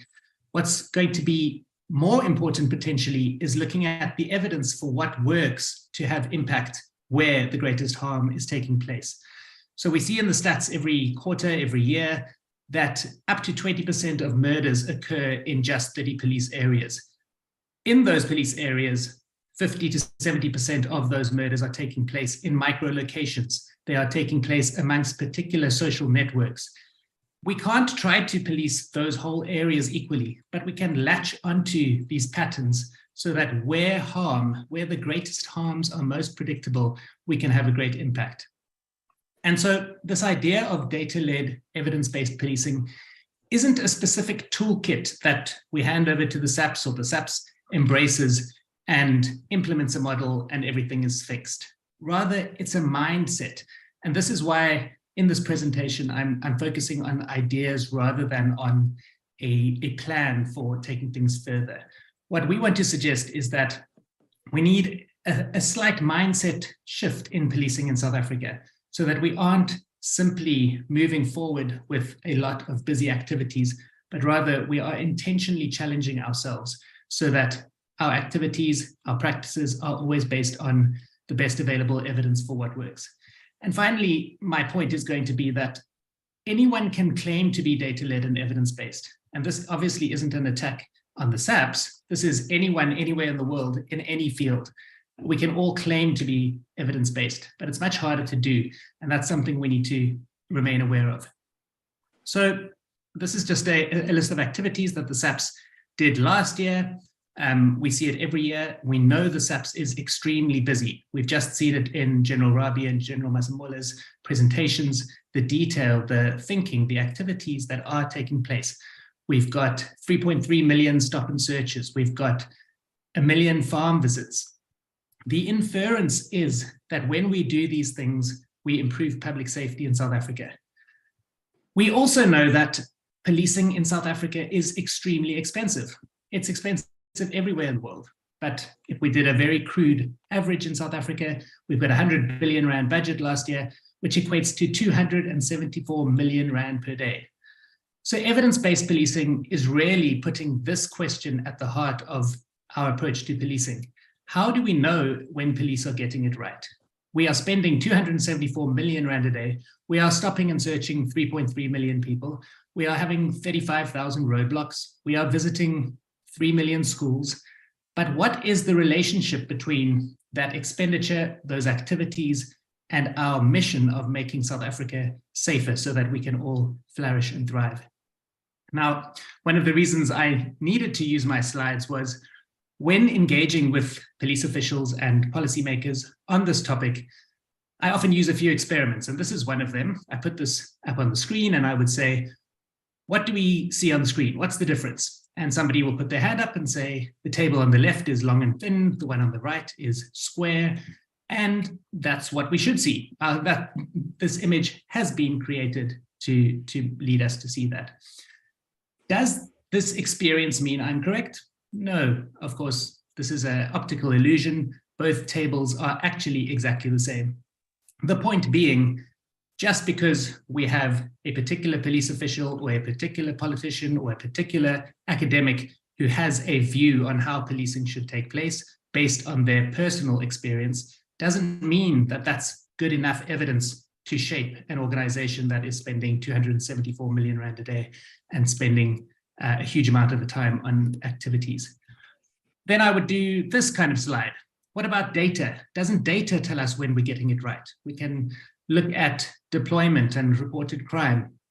And I would ask the room, please raise your hand if, like me, you enjoy an ice cream. And then most people raise their hands, and then I'll say, who likes to have their toes nibbled by sharks? And of course, I'm being facetious, but I can then put this slide up and say, but this slide clearly shows that when we eat ice cream, we are more likely to be bitten by sharks. And of course, I'm being intentionally antagonistic. This slide doesn't say anything of the sort. When the weather is hot, when days are hot, we are more likely to buy ice cream and we're more likely to go to the beach. So there's a correlation between the data, but there's no actual link between ice cream and shark. And this is what we need to think about in policing. Anybody can put a particular slide up that shows a crime pattern. They can put a slide up that shows police activities, but whether there's really a relationship between the two is another question. And my final question to a group would be, what about official crime statistics? Do they tell us when we're getting it right? And this slide shows comparisons based on victims of crime survey data between victims of crime who reported their crime to police or not.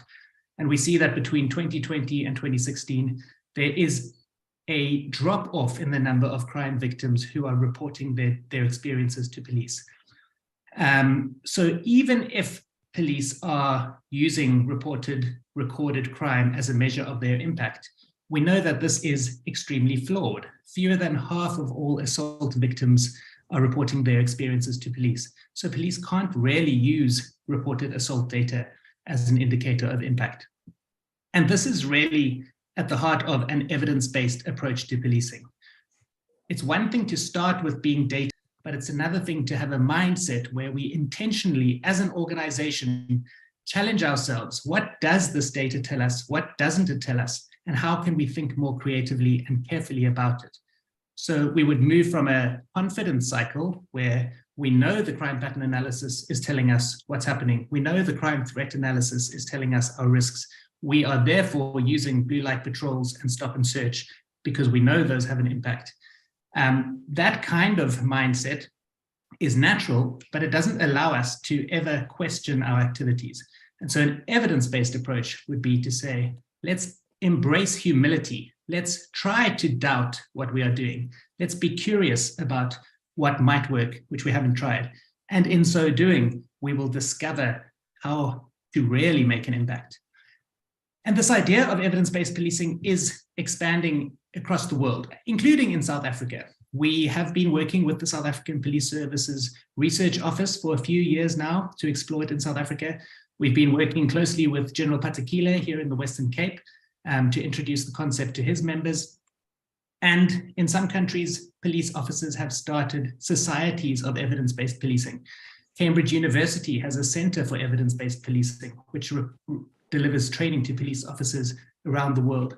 All of it intentionally framed so that police officers can question the way they work. Am I spending that 270 million rand a day in a way that is producing the outcomes I want? And this isn't to say that anyone is working in a way that they know is not going to work, but few of us have the space to stop and think and question and try something new, because we are chasing those performance targets. We are chasing the green and the red of reported crime. And if we can honestly embrace an evidence-based approach to policing, we should be able to be more creative and more impactful. And what does the evidence say works in South Africa? Well, there is almost no research evidence that shows that policing in South Africa reduces crime or improves feelings of safety. This absolutely doesn't mean police have no impact. It just means we haven't started working in a way that allows us to show impact. We can show 35,000 roadblocks a year. We can show 3.3 million stop and searches a year, but we can't prove the relationship between those activities, between that 270 million rand a day and shifts in feelings of safety, fear of crime, reported crime, trust in police, and so on. And these are things that can be shown if we can all work together to do it.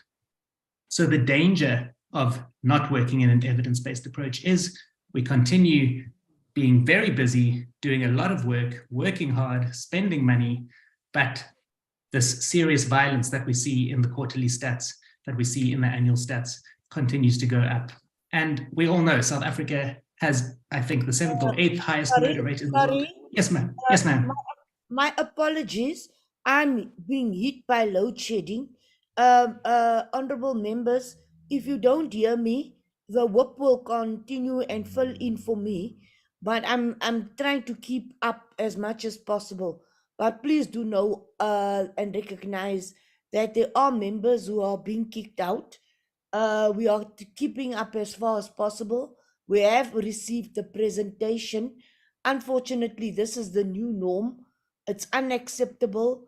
We are working, all of us have a responsibility. So please, it's not disrespectful towards you. Even Gareth had sent an apology that he had load shedding and that his backup system took a while to kick in. So I also have the same problem, is that my backup system will kick in. If you don't hear me, please assist me. So sometimes there's a delay because I'm on a generator. Thanks, colleagues. Thank you, Madam Chair, and no problem at all. I think Gareth and I want to say up front, we are more than happy to come back at any time to engage with you as a group, to engage with you one-on-one. So if you get kicked out, feel free to come back to us anytime. So as I was saying, an evidence-based approach is simply saying police organizations around the world, including the SAPs, are doing thousands of activities every day. We are spending millions, hundreds of millions of rand every day. But how do we know there is a link between what we are doing and the impact we hope to achieve?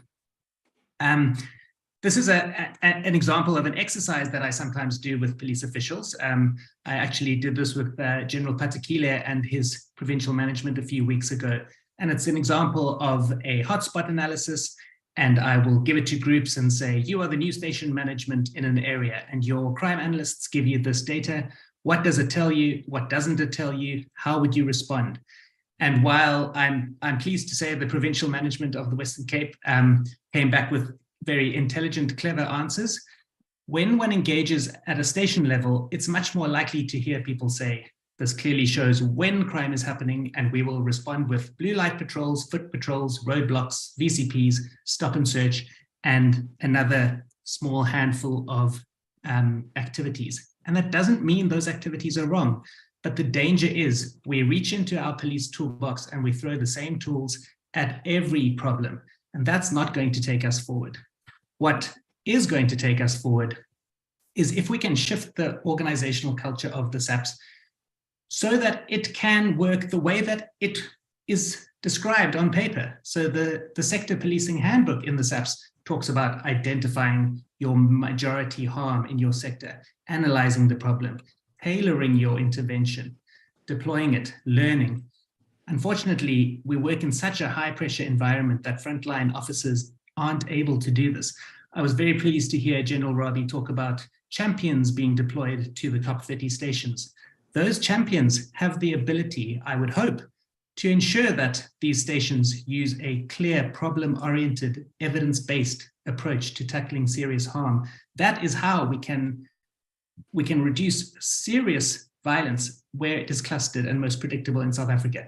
And if we can do that, every time we neutralize a harm spot, a hotspot, there will be more resources, more time, more space to spread to other parts of the country and other parts of those areas. So in closing my last few slides, evidence shows that police can't be everywhere, they can't do everything, but when they and their partners have a clear target, a shared vision that is understood by all, a clear story that we are doing blue light patrols because we think it will achieve this deterrent effect and we will measure it with this outcome indicator, then we can all embrace a sense of mission. We don't say, I'm just being told to do something and I don't understand why. We have a clear logic which we can test and hold ourselves accountable to. Everybody needs to know what their roles are. It's about being very precise and specific. What does the evidence say globally? Targeting specific places and times, proactive policing rather than random patrol, rapid response and reactive investigation, targeting specific problems, not trying to be everywhere and do everything. We need to tailor our interventions to specific harm problems where harm is greatest, and treating everybody fairly, whether you are a victim, an offender, or somebody coming to get a certified document. And as we move forward with this idea of data-led, evidence-based policing, again, I just want to flag that it's very easy for anybody in any environment to claim to be evidence-based, but not to do so. We can all claim to do targeted policing or intelligence-led policing or hotspots policing without actually doing it. We can all produce impressive graphs like that shark attack ice cream graph, impressive reports, but without them actually reflecting what's on the ground or without them helping us make South Africa safer. So can we, my challenge would be, embrace an evidence-based approach so that when we see a hotspot like this, everybody knows this is where our greatest harm is clustered. 71 murders in a 50-meter stretch over 12 years. That should not happen. How do we go down, understand the area, identify the risks, disrupt the mechanisms causing harm? And I've just given some examples which we shouldn't take seriously, but for example, fixing the street lights, closing the shipping, engaging both at-risk offenders and victims in the area, partnering with others, creating that clear story that everybody can buy into that says, we are doing this in this street because by doing A, we will achieve B, which will create a safer area. And in summary then, I want to reiterate, the South African Police Service can't be everywhere and can't do everything. All of us South Africans, including me, feel vulnerable, but I'm not nearly as vulnerable as many, many others. And so it makes sense that our policing resources and our other government resources are placed where and when it matters. They do what matters most to reduce the most serious harms. This requires that they be used with clear, realistic, targeted goals, using clearly defined methods that are adapted based on the problem being addressed, not simply reaching into the toolbox and using the same tools for every problem. We don't give year-long timeframes of reduce contact crime in a year. We say in 3 weeks, we want to reduce serious violence in this hotspot, and we will use these methods. That's how we learn. This is going to require a shift in the SAP's organizational culture. We can't be compliance-based and totally focused on this idea of reported crime, because we can change reported crime without changing safety. So can we shift the SAP's organizational culture so that it can be the organization of learning and innovation and contribution of public safety that I think almost everybody in the organization wants it to be? And in so doing, I think we really can reduce the most serious harm there is in the country while building trust and uniting South Africa. Thank you very much for your time.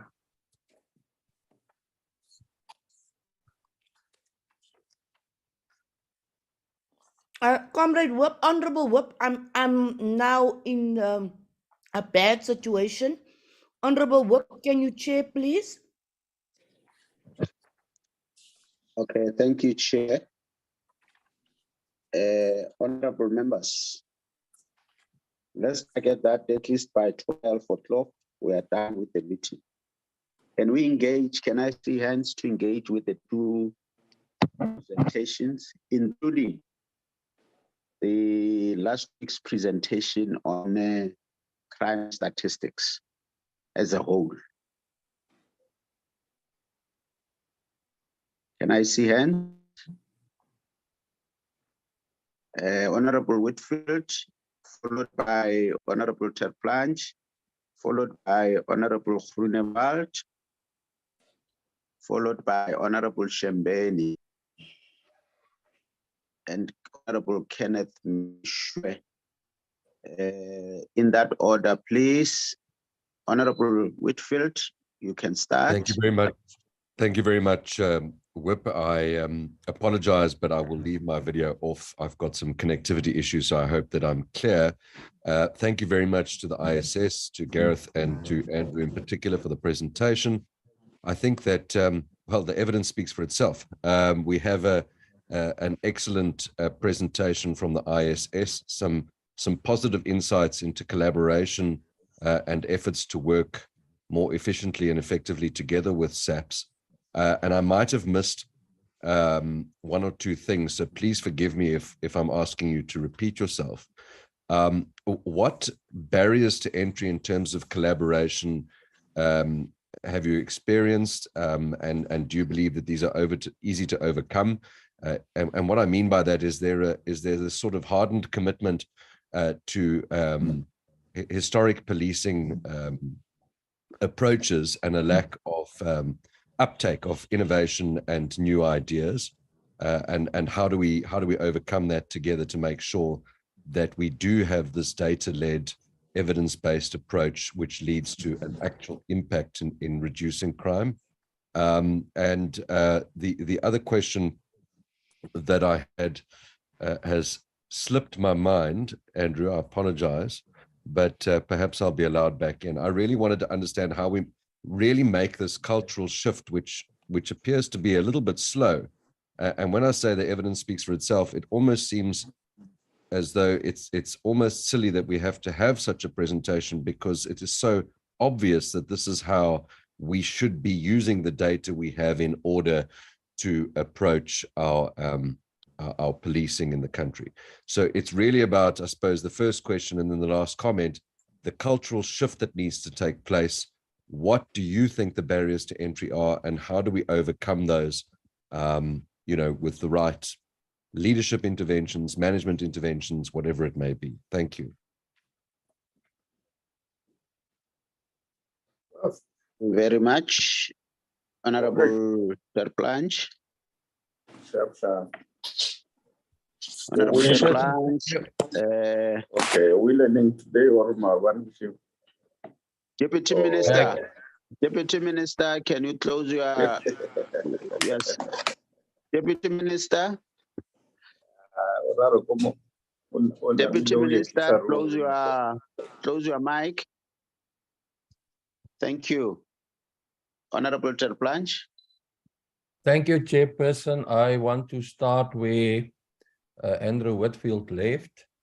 Chairperson, this is obviously very welcome news, and I think this is, I'm also quite, sort of knowledgeable. Well, I know about this. I don't regard myself as an expert, obviously not. But this is the way to go. And what worries me, though, is that apparently, when I went through the previous, the documentation stuff that we got, apparently during 2019, the previous National Commissioner already started negotiations or interaction with the ISS.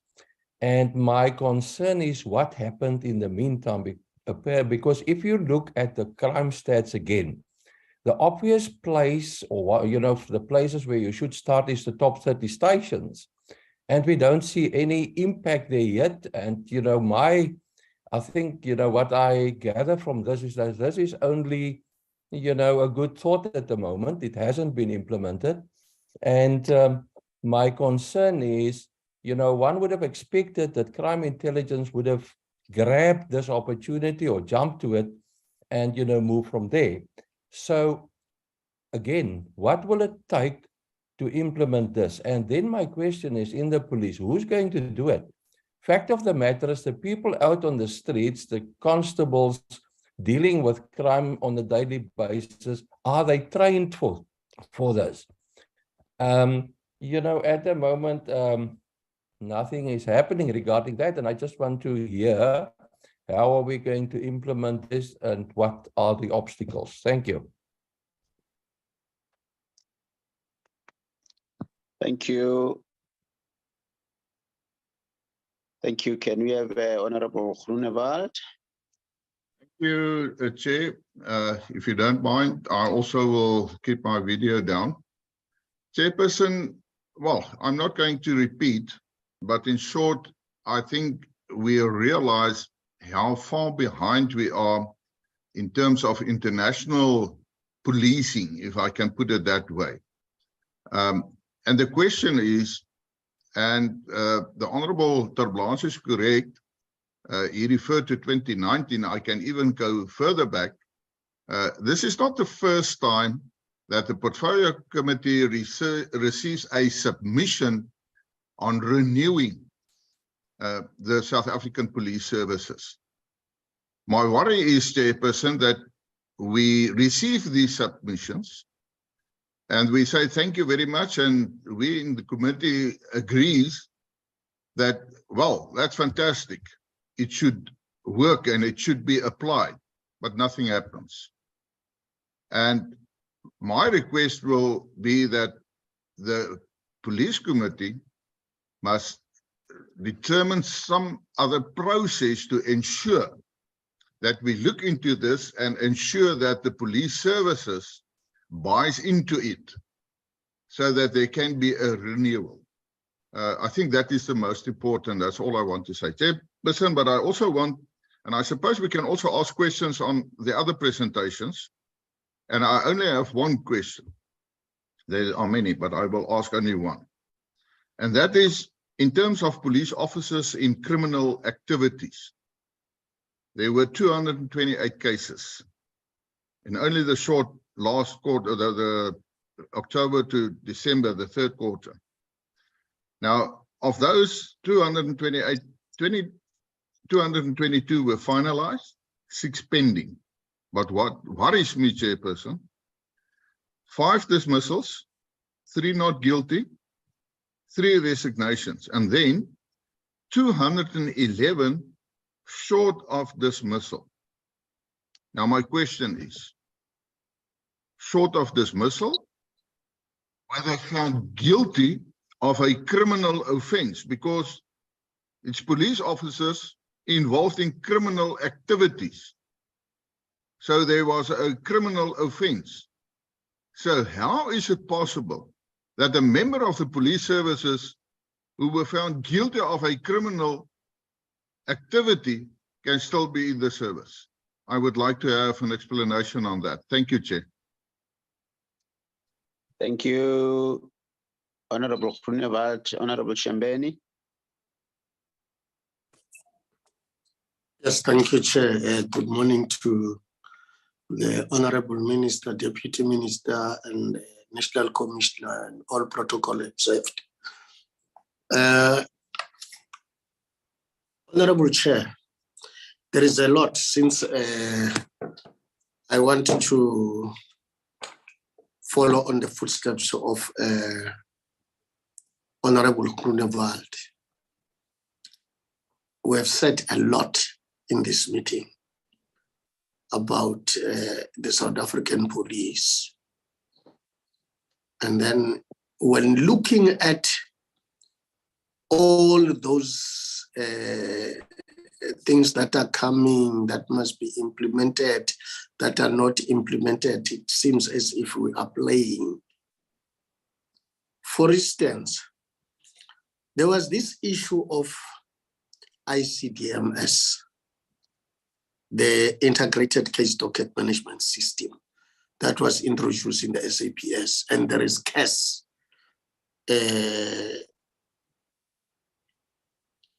the so-called now the case administration system.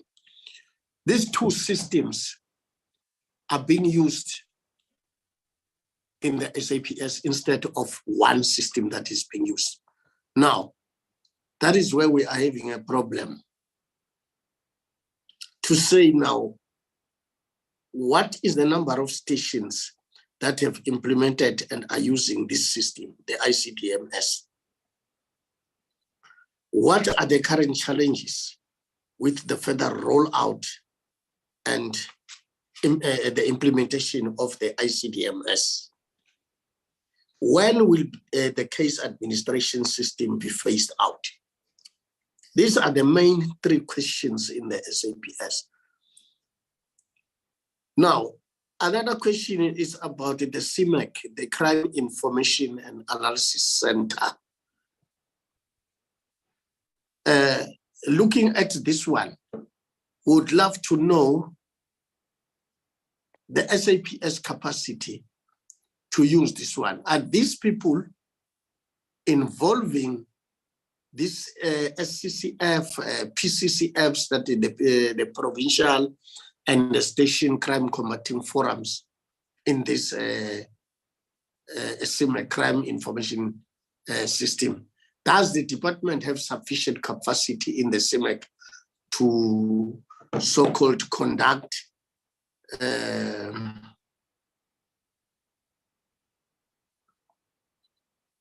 I've just lost my, sorry for that.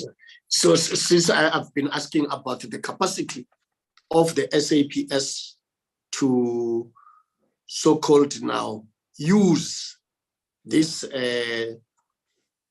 system, the CIMAC, in a profitable manner, or what approach is it applied to increase the capacity of the CIMAC? Now, on all stations now, we've been complaining that crime is going up, this and that. There is this Oliver Holt police station. Looking at that police station, the infrastructure and everything, I don't think that we must continue complaining about this year, because we raised this thing even last year, even the year before last, that all the stations must be visited, so that we do have a list of the police station that needs to be upgraded, or the infrastructure needs to be developed in such a way that this station, when it is dark or late, not even about load shedding or whatsoever, but after hours, the stations are closed and people want to go and report cases. There is no place where they can report. So it's very, very much damaging. Another thing, as the so-called now, the minister have said with other sister departments, I'm looking now at these ISCOM contractors that are stealing the copper cables. We are going back.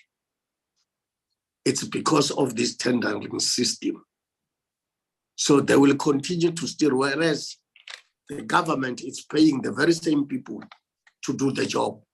So that the job is not finished, they must keep on stealing. They install at the back, they steal. When they go to the next phase, they will steal where they've started. So we are going nowhere. I think that needs to be looked into. The underperformance of the station commissioners.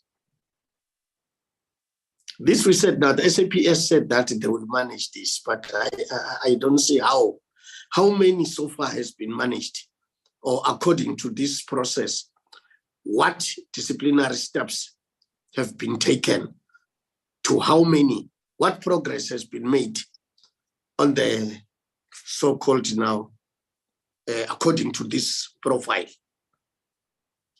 What steps have been taken to prevent the implementation of crime statistics at station level? And what other factors are used to determine the performance of the police stations? Now, I'm asking this because now the so-called now station commanders will be coming with the question of resources, human resources and other resources like the heights and so on and so on. Now you will say that the station commissioner is not performing, whereas he or she does not have the necessary resources. How are you going to deal with that? I think I've got a lot of questions, Chair, but for now, let me say I can stop on this one, but the most important one that I would love to hear from the commissioner is about visiting all the police stations that we have, the 1,152 police stations, if I'm not mistaken. And then the implementation and the phasing out of ICDMS and CAS, and the reporting of crime, the statistics up so far, the manipulation of the crime statistics. Thank you very much, Chair. Thank you, Honorable Shambeni. Honorable Mishwe. Thank you, Acting Chair. And I must thank the Institute for Security Studies for the presentation that has been very enlightening. I was surprised to see and hear that the police are spending an average of 274 million per day to fight crime. Obviously, my first question was, is this possible to spend so much money on fighting crime and yet you don't see the evidence that would justify such an expenditure? So what I would want to know from the police is what is the bulk of this 274 million rands spent on per day? I know they cannot give all the details of how this money is broken down, but the bulk of this money, what is it used for to ensure that crime in South Africa is successfully fought and eradicated? This expenditure, I believe most people would agree with me, that does not reduce crime or does not justify such a high amount of money that is spent, and yet there is no improvement of feelings of safety. We don't feel safe. If they were talking about 1 million rands a day, I would understand, but 274 is difficult for me to believe that. So if I can just be given a general estimation of how or what the bulk of this money is used for daily in order to fight crime. I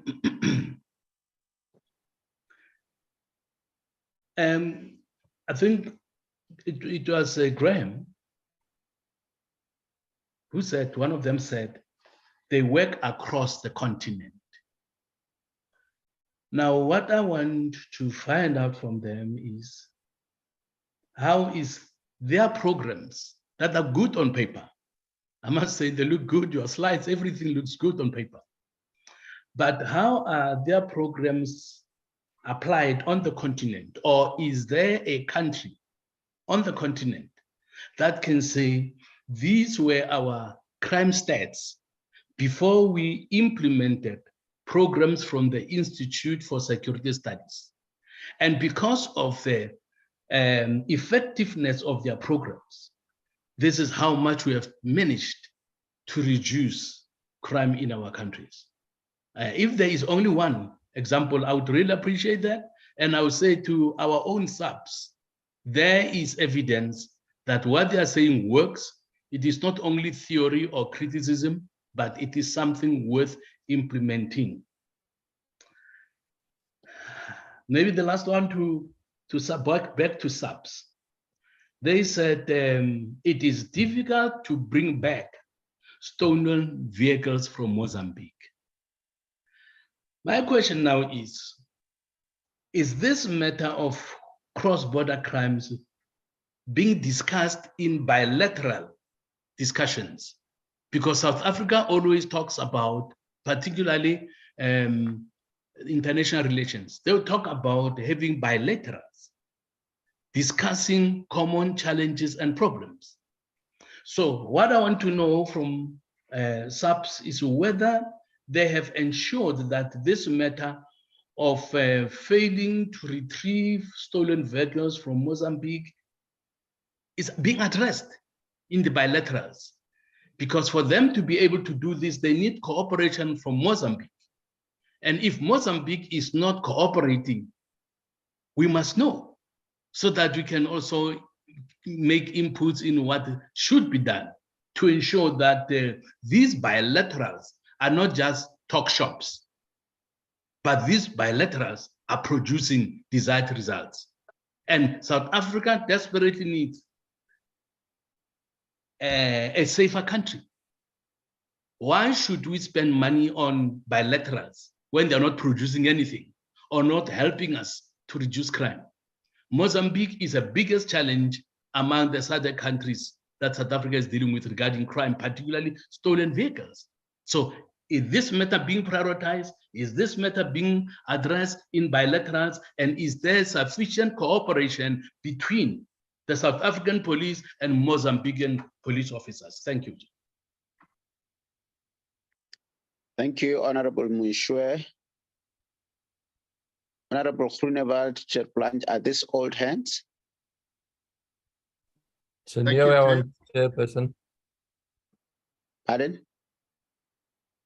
It's a follow-up, but I actually just want to mention something, Chairperson. I'm not going to ask further questions. Yes, Honorable Groenewald. No, what I wanted to say, Chairperson, I just want to thank the police services for the more comprehensive presentation on farm murders and farm attacks. I appreciate it because I've raised the matter. So I want to thank them for that. And may I presume that we will receive it with every time we get new statistics, we also get this format. I will really appreciate that. It gives a more broader picture of the situation. There are still some other issues in that presentation, but it's not now the time. But I just want to thank you and the police services for that. Thank you. Okay, thank you, Honorable Groenewald. Honorable Terplanch, do you want to still raise something? Chairperson, yes, I forgot something. I didn't ask a question about, the crime stats part that the police focused on, just one. Chairperson, I just want to know, and I forgot, I don't have the slide now in front of me at the moment. And the Honorable Groenewald did ask some questions there also about the police that were involved in crime. My question is, how many were criminally charged? And I don't know whether that's a total number, because as I said, I didn't have I don't have the slide now, and I was thrown out sometimes. How many were charged criminally, and how many were found guilty on criminal cases, and how many got convicted and maybe even sent to jail? That is my question. Thank you, Chairperson. Thank you, Honorable Terplanch. Honorable Marekwa.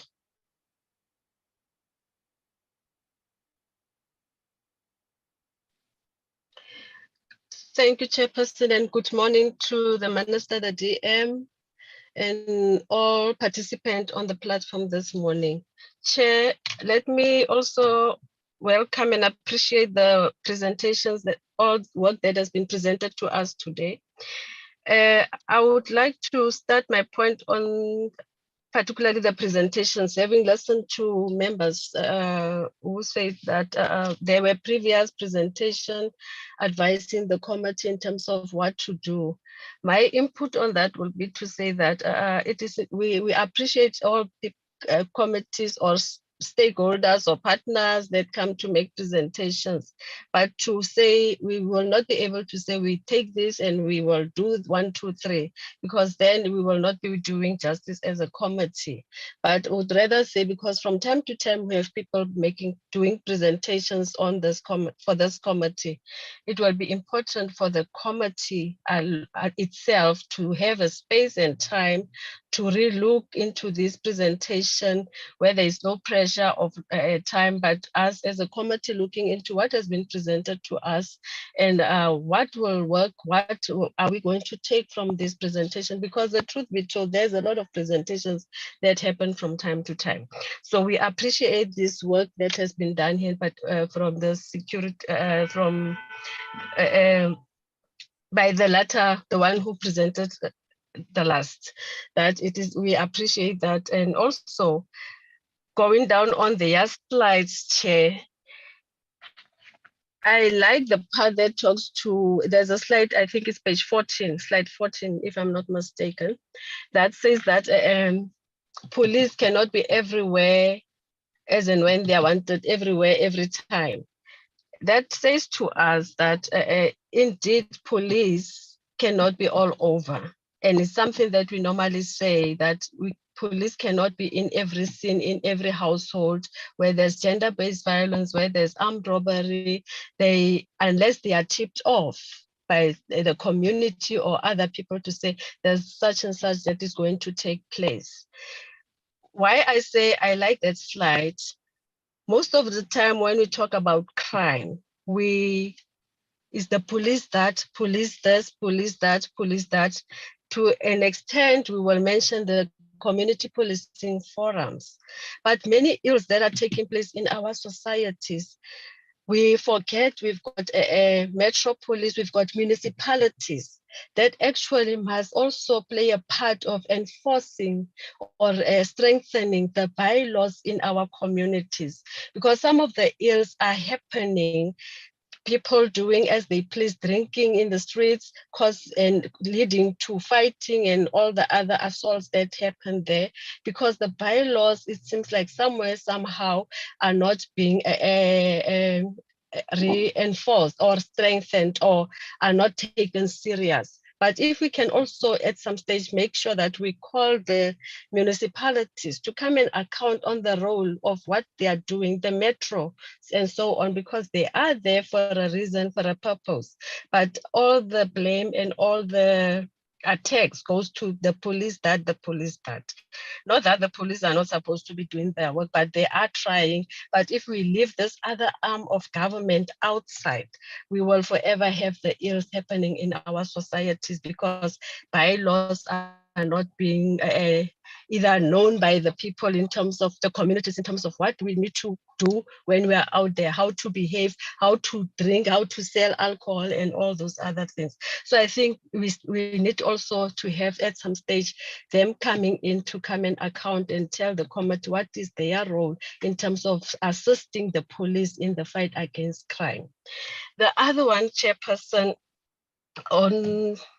is on the issue of making sure that communities are safe. We have a lot of crime happening in our communities, and we appreciate also the stats that have been presented by the police last week in terms of the crime. We note with concern the increases that have happened in terms of provinces and areas where there has been either 1% or what, but increase and is an increase. It means that the police need to do more in making sure that we fight these crimes, and particularly gender-based violence. It's said that after the stats, we are still continue to have cases of very young women in Mpumalanga, Northern Cape, where women are attacked, and their bodies being dumped somewhere. Luckily, the one in the Northern Cape is still in hospital, has survived the attack of the 3 men who thought that maybe she's dead. So I think we need to, there's work in terms of educating and sensitizing communities. It has been happening, but I think more needs to happen in making men and those who have intentions of being perpetrators to stop this thing of attacking women and young girls. We cannot lose young women at the rate and the pace that we are seeing it happening currently. We need to really take the hand of the president, as the police also making sure that we really send men and women out there in the police who are really going to do the work of fighting crime. The slides of the security studies, they are also talking about the research document talks also about experience. And I would say to in this meeting today that we have a lot of young men and women who finished their police training last year in different provinces. We appreciate the numbers, and we hope that more can be employed and to assist in the fight against crime in our communities. But these very young men and women who are going to be deployed into the streets and somewhere, they need experienced police officers who will be with them, taking their hand as they start patrolling the streets.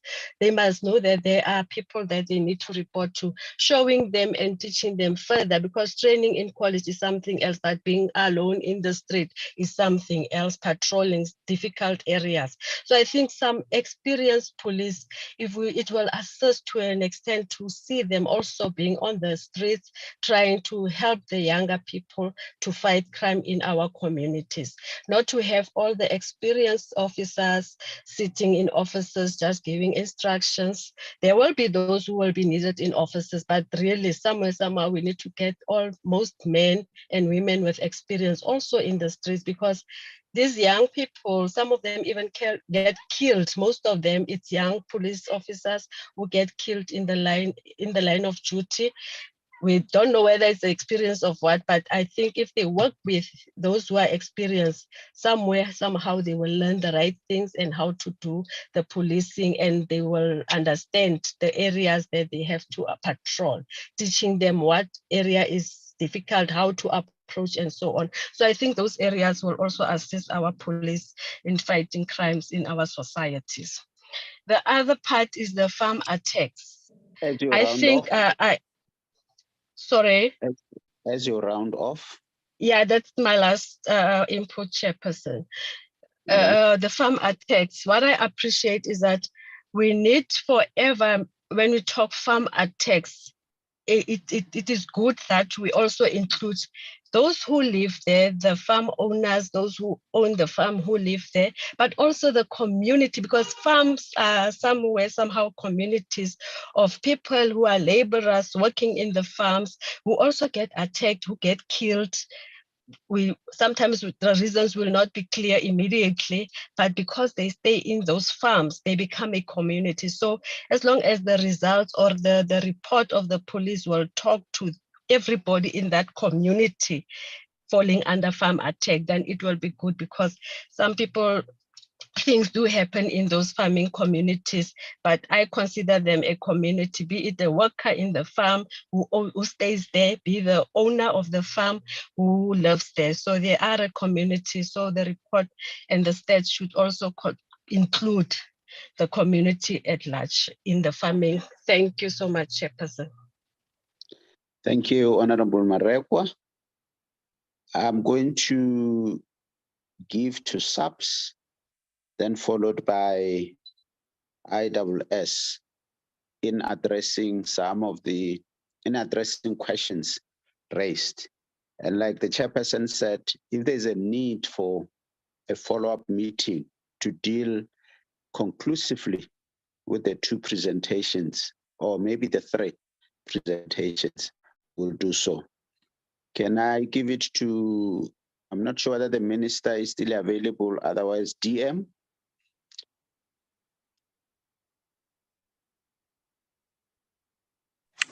No, thanks, Chair, and thanks to the presentation by the Institute for this is helpful. We appreciate the fact that we have a working relationship with them, as they indicated that they are interfacing with our research unit.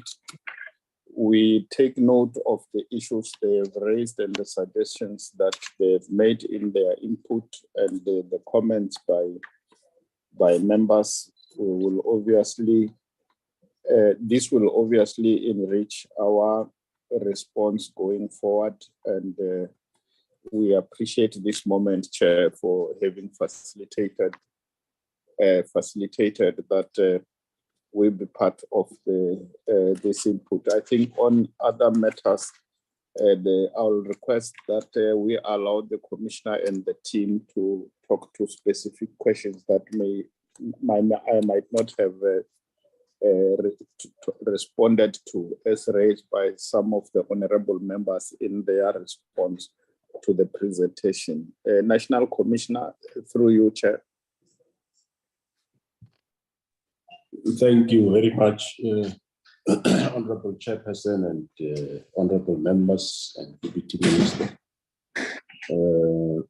Yeah, we we welcome the presentation by ISS, and it's an initiative that we want to start within the organization. Actually, our research team, led by Major General Vuma, is part of this evidence-based policing community, and it's something that we looking forward to introduce within the organization. As you'd be aware, Honorable Chair members, we currently use mostly our 5-pillar approach crime combating strategy, which takes into account the intelligence, the analysis, the uniform approach, which is visibility, followed by combating, and then investigation. And we use both your organized crime and as well as your geographic approach. So, and in that, we use what we call crime pattern analysis, which links to the question by Honorable Eshembeni to say, your CIMAC at police stations, how are they being used? We have what we call Station Crime Combating Forum, which is a daily meeting attended by station management, where the crime information officer of the station gives the picture of what is happening in the environment, and the operational people plan accordingly based on the information supplied. And of course, resources will then be shifting according to what is happening in the area. So then with regard to, it links also up with the question by Honorable Misha about how we spend 274 million daily. Well, we never calculated that. It comes with ISS. I don't doubt them. I'm sure they did their homework. But however, on a daily basis, Honorable Chair, even as we speak now, we do have police deployed. One group of police is attending to complaints. The other group of police is doing crime prevention and combating with the little capacity that we have on visibility. And another leg of policing is that which investigate crime and obtain statements and also represent us at various courts in the country, including taking those people that must appear at courts every morning countrywide. So if you look at the whole business of policing on a daily basis is quite vast, and it involves quite a lot. We agree, yes, we are not yet where we want to be, where we'll make sure that everybody is safe in the country. We are working towards that to achieve such an ultimate goal. But again, I think as the minister said, is a goal which we, all South Africa, we should all be gearing forward to, and making also the lives of police very much easy when it comes to fighting crime. Currently, with load sheddings, most of our exchange boxes at police stations, the telecom exchange boxes, they use electricity. And as you are aware, some police stations have generators that work, some don't have. Some have generators that now and then gives problems. So when those phones are not working because of load shedding, which we are embarking on a project where we want to resource all police stations with cell phone numbers so that when we have this problem, the police can still be reached. Some already do have cell phone numbers to be reached. But what we are saying is then that impact of load shedding also, it creates a lapse of time where police would have arrived somewhere where they have been called, and it takes a bit of a time. So it's quite a multiplicity of problems, which requires the whole of government approach, so that even in terms of accessibility, it is much more better for police to reach certain areas, be it in terms of roads, be it in terms of streets, be it in terms of street numbers. That makes life much, much more easier. That's where we want to see ourselves. We're working towards that, but it requires the whole of government approach for us to get there. As the minister earlier said, if we all can implement this the strategy on crime prevention and violence, crime and violence prevention strategy, will reach a long way.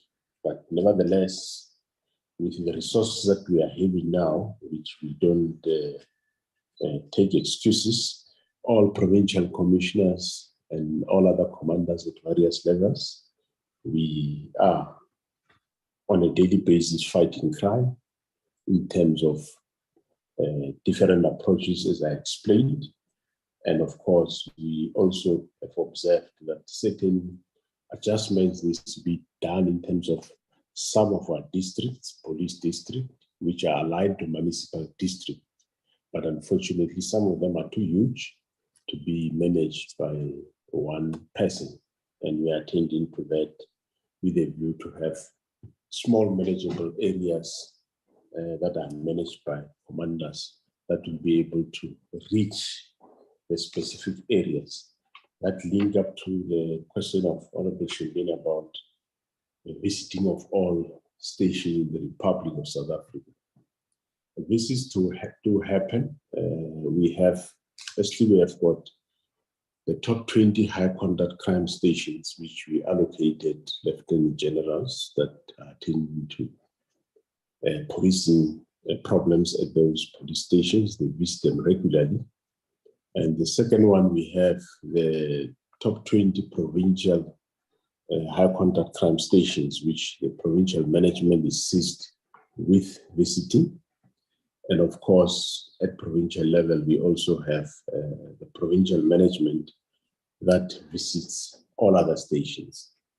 But of course, as you would be aware that the provincial management will not be able to visit all stations within a very short space of time, based on the number of stations that we have.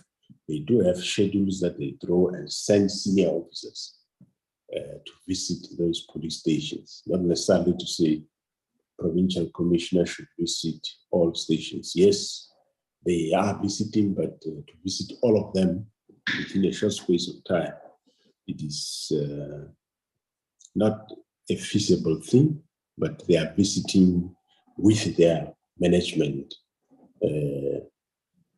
those police stations. Some the visits are done based on profile or based on matters that needs to be resolved at the police station. But we don't visit as individual, we visit as a team of management, including our inspectorate that continuously goes to these police stations. On the question of the cross-border crime, vehicles that are in our neighboring countries, as Honorable, just asked by Honorable Minister. We do have agreements at SADC level. We have got a SADC agreement on policing, which make provision that we cooperate and get vehicles, or they get their vehicles, or whatever exhibits that we have across countries. And there is also the legal assistance in terms of getting certain fugitives. But however, the agreements that have been reached across SADC and other countries, and the practical implementation is always not the same. With Mozambique, we do have vehicles, maybe we receive 3 or 4 vehicles out of over 100 vehicles that are there. So it takes time, and they, of course, put forward that they must comply with their own laws, which we do not undermine that, we respect that, but however, sometimes it's a bit of hopelessness exercise because we do cross-border operations with them and recover over 100 of vehicles in their country, put them at a pound, and ask that they do the administrative process so that we can come and collect the vehicles. But unfortunately, in most cases, the people that have got, from whom we took those cars, they go to court and plead they are innocent buyers of these vehicles in South Africa. And the court might order that the vehicle be returned to the innocent buyer until the criminal case is finalized. And unfortunately, the criminal case never sees the day in court.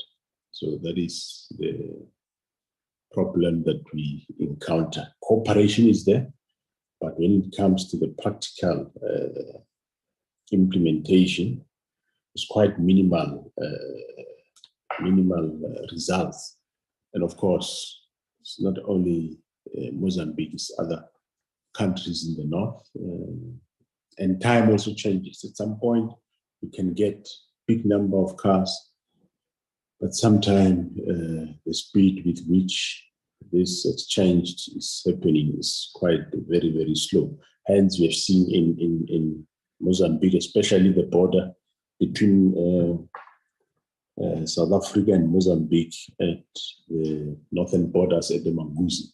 There's currently a problem there between the nationalities of the two countries in terms of access because of crime of cross-border.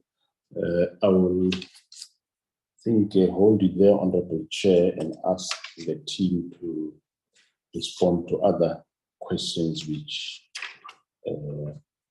still require some answers. I will first start with General I think there was quite a number of support questions, and the team can follow each other from there. Thank you very much, Honorable Chair.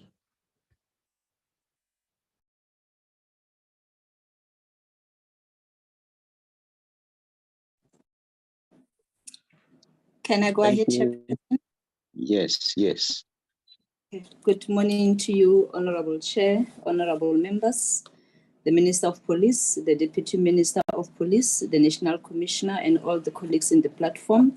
Chairperson, I'll respond to the question posed by Honorable Member Runevald on the issue of members that were criminally charged but not dismissed from the service. And after myself, Chair, I will request General Fani to respond to the supply chain management related question that was asked, as well as General Mavundla on the issue of relating to TMS. Chairperson, on this question of Honorable Member Runevald, yes, indeed, 211 officials appeared before the disciplinary hearing, and they were given various sanctions. And those sanctions were not a sanction of a dismissal. I just need to indicate, Chair, that in terms of our disciplinary code, the employer, especially when we have an allegation leveled against an employee, the employer will appoint an investigating officer, and when there is a prima facie case of evidence, then the employer will appoint a team that will deal with the case. The team consisting of the chairperson who will act independently, as well as an employer rep who will be representing the case of the employer. And on the other side, the employee, if the employee wants to be represented, the employee will be represented either by a lawyer or by a union representative. So in this case, Chairperson, the processes were followed to the letter. And when it came to the outcome of the case based on the evidence that was led by the employer, as well as the evidence led by the defense, the chairpersons arrived at the decisions that they arrived at. And unfortunately, as the employer, we cannot influence the decision of the chairperson because the chairperson in this case act independently. So I cannot state as now, Chairperson, as to what were the reasons, but the records that the chairpersons are keeping are at our disposal in terms of the reasons that led them to the decisions that they have taken. So there might be different reasons on each case, Chairperson. Those reasons are in the files. So there are reasons taken by the chairperson based on the evidence that the employer put forward and what the defense presented to the chairperson. So yes, Chairperson, it might not be dismissal on all of them, but the reasons or the merits of the case dictated the decision that the chairperson has taken, Chairperson. So I know I might not be responding directly to the question because we're talking about 211 cases, and there are various reasons in the files or in the documents that the chairpersons of those different cases that they have put on the table. Thank you, Chairperson. Then I will request the General Fani and General Mavunga to respond to the other two questions, Chairperson. Thank you, sir.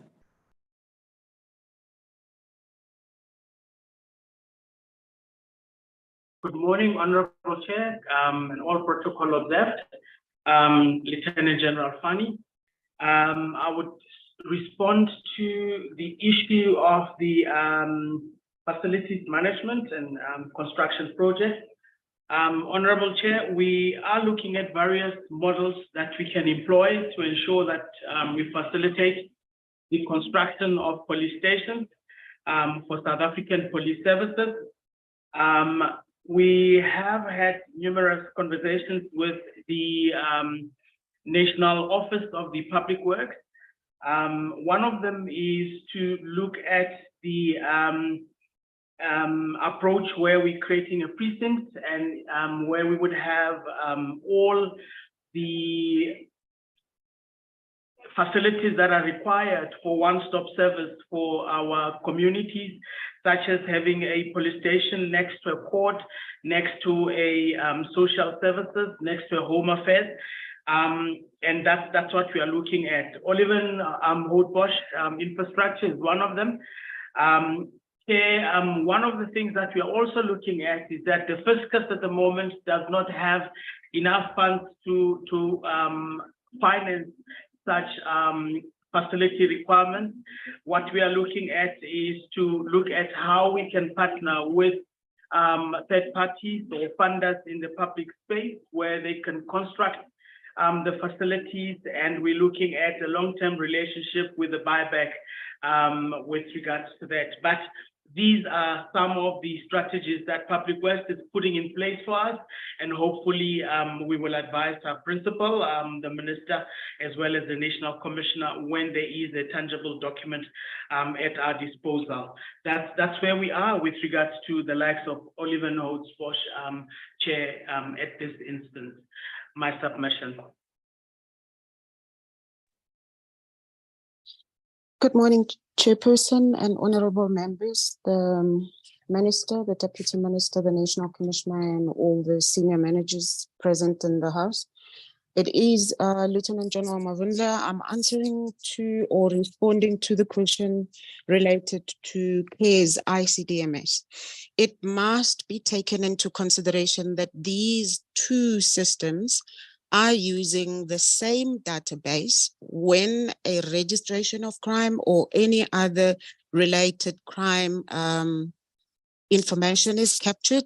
It goes to the same database of which it will be received and retrieved from the same database for whatever reason that it is required.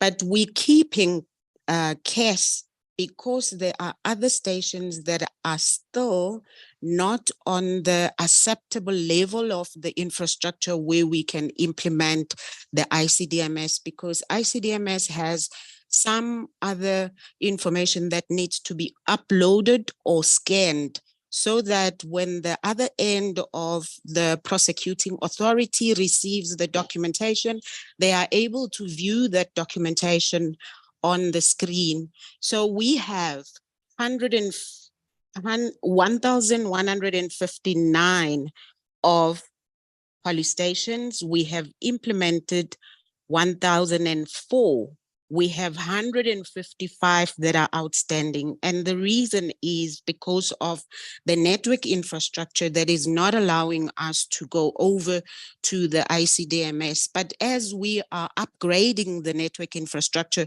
we are looking at those areas where network infrastructure is required to be able to implement the ICDMS.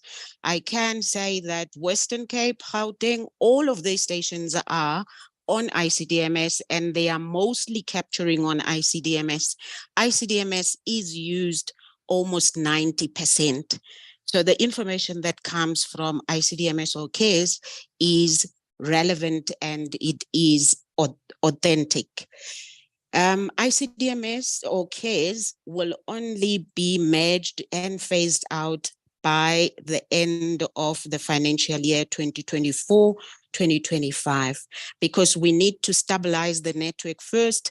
And as we are moving into digitalization, we are looking at augmenting the ICDMS that it accepts the digitalization that we are looking forward as an outcome, that our services are extended to our communities.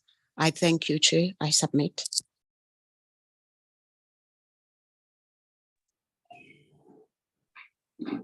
Thanks, Honourable Chair. Colleagues, is there any other? General Tumulu, do you want to comment?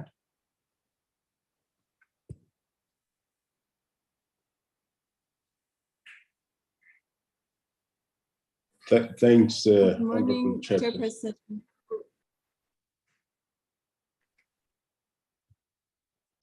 Proceed, General, we are covered. Thank you. Oh, thanks. Thank you, Honourable Chair and Honourable members. Those were our responses. Thank you very much. Thank you, National Commissioner. Can I give it now to Andrew and Gareth? Yes, thank you very much, Honourable Chair. And before that, I see Honourable Groenewold's hand. Sorry, Chairperson, before we go to that phase, with great respect, my question has not been answered. Lieutenant General Nsia only explained in long words what we have to say. 211 members had been short of dismissal, and she explained the process. That was not my question. My question was, and the submission refers to police officers in criminal activities. So there were 211 members who had been found guilty of a criminal offense or an action. This is not an ordinary discipline for subordination or anything. It's a criminal activity. And my question was, how is it possible that a member can be found, even in a disciplinary, guilty in such a case that almost dismiss of a criminal activity and be still a member of the police services? That was my question. Okay, thanks. Honourable Terplanch. Chairperson, thank you. On the very same issue, my question was also not answered. I asked very specifically how many people were criminally charged, found guilty, and maybe even sent to jail, and I didn't hear anything about that. Thank you. Okay. National Commissioner, let your team prepare to answer those questions. In the meantime, I'm giving Andrew and Gareth, and then thereafter, I'll come back to you and your team to answer fully on the questions raised by honorables. Andrew Thank you and very Gareth. much. Thank you, Honourable Chair. I will share my reflections first and then hand over to Gareth, and I'll go member by member. So firstly, Honourable Whitfield, you asked, you said the evidence speaks for itself, and you asked what barriers to entry have we experienced and how can they be overcome. I don't think we aren't here to point fingers or to say there's a problem, to say anyone is to blame. The challenge here is the logic of evidence-based practice, I think, is something that everyone in the SAPS can agree with, but how you shift the organizational structure and the organizational systems so that they can embrace it. That is the challenge. So we have very good relationships with General Vuma at research, with General Patekile in the Western Cape, with particular stations. But even where an individual feels excited by the potential of this, generally they feel they are sponsors to those products. And my sense is, and my feeling from members on the ground is, there is so much pressure that we have to simply say, we're going to search 100 people tomorrow. We are going to have VCPs and roadblocks.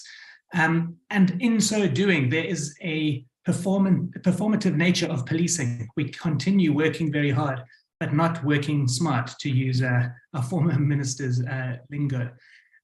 So I think it requires an unlocking at a national level, where there is a concerted effort to sit down and think, how do we acknowledge that we are slaves to this reported crime target, and how can we liberate our members to think more like scientists and solve real problems?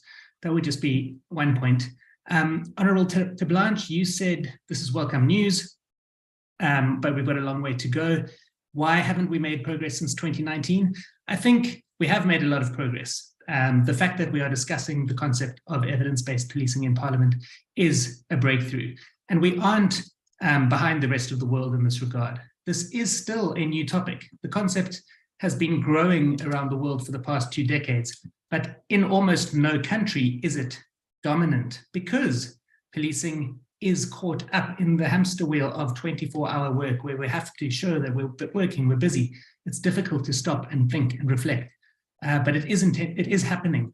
The London Metropolitan Police have appointed a chief scientific officer to sit in the organization and make sure that they are intentionally evaluating how they work so that they can be a thinking organization. That's the kind of unlocking that needs to happen. And it can't just be compliance-based. We need to consult members on the ground. We need to have conversations. There isn't a quick fix to this, but if we can agree on the vision, the direction, I think we really can make the SAPS something really impactful. Honourable Shembani, you asked the first question to the SAPS, and then you said, let's see, what is the rollout? Oh, CAS. My point on that was, I know that question wasn't for me, but I wanted to flag that we've got these systems in place. The SAPS does have CAS. It runs 24 hours. You can get a crime report every 12 hours to say what has happened.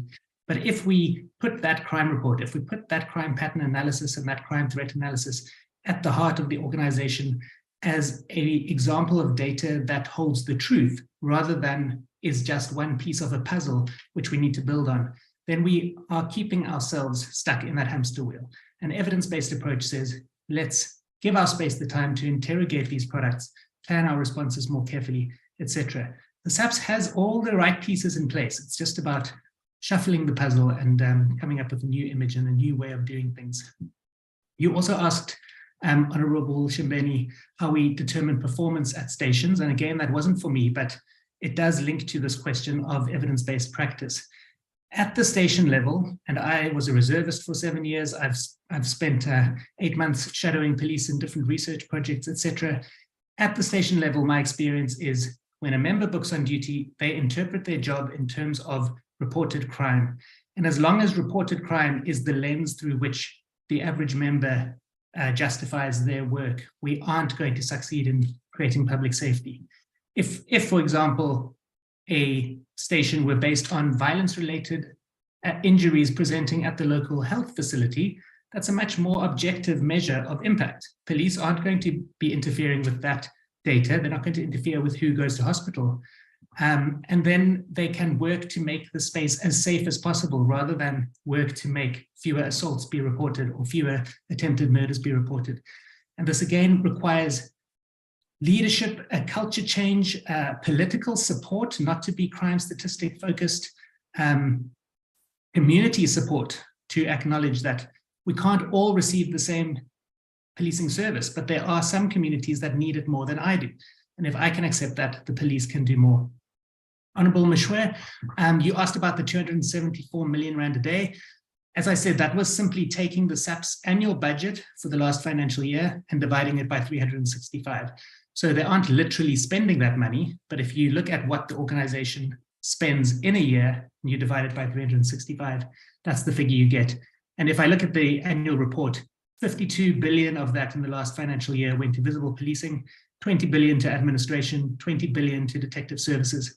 So visible policing is always going to be the greatest expenditure. Most of that is salaries of petrol and vehicles, which makes us ask the question, what are these members doing? What do those roadblocks achieve? What do stop and search achieve?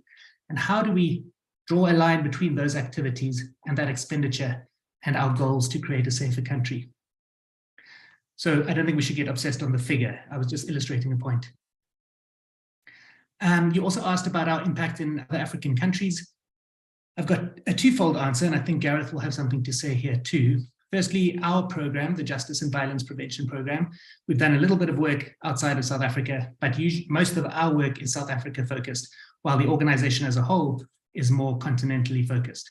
However, in terms of an evidence-based approach, this isn't saying there is a single method that should be applied somewhere.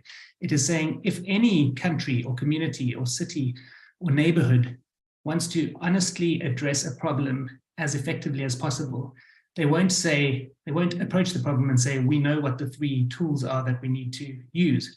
They will say, let's reflect on everything. Let's look at the evidence for what has worked in similar areas, and then they will move forward. So there is no ISS framework. This is an evidence-based approach. The United States Academy of Science, Engineering, and Medicine, over the past couple of years, they've produced 5 reports that look at the best available evidence for policing across the world in terms of building trust, reducing violence, police training to reduce abuse of force, and so on. It's always about the method used and the mindset used, rather than saying there is a simple tool that we can apply anywhere. Honorable Marekwa, the committee needs space and time to reflect. Absolutely, we would, as I mentioned earlier, we would gladly come and engage with you further on these topics. These aren't simple ideas, they do require further engagement, and we would welcome that and welcome further engagements.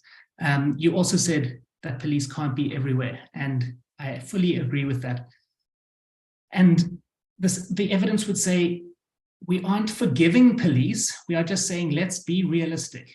Certain harm and violence can be predicted, and that's where we can have an impact. We really could.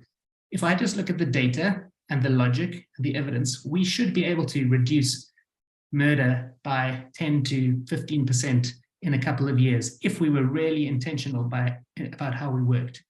That's about the method and the logic and the culture and the practice. That's the kind of thing we can hold police accountable to. We can't hold police accountable to reducing all murder across the country by 10 to 15%. It's about looking where the murder is predictable and applying a correct lens there. And finally, you also talked about young recruits and how they need mentorship. I fully agree. I just want to flag, however, that new recruits can be a source of knowledge in an evidence-based organization. They are the ones with the latest training. If our colleges were disseminating the latest evidence for what works and what doesn't, those recruits can bring that evidence into the stations in a way that those station members may not have access. So it's about that organizational culture where we aren't simply listening to the person with the swords or stars on their shoulder, the most charismatic individual, or the loudest person, or the oldest person.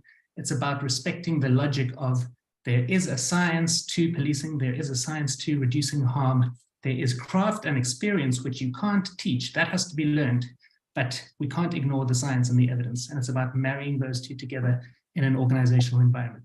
And with that, I'll hand over to Gareth. Thanks, Andrew, and thanks, honourable members and Deputy Minister.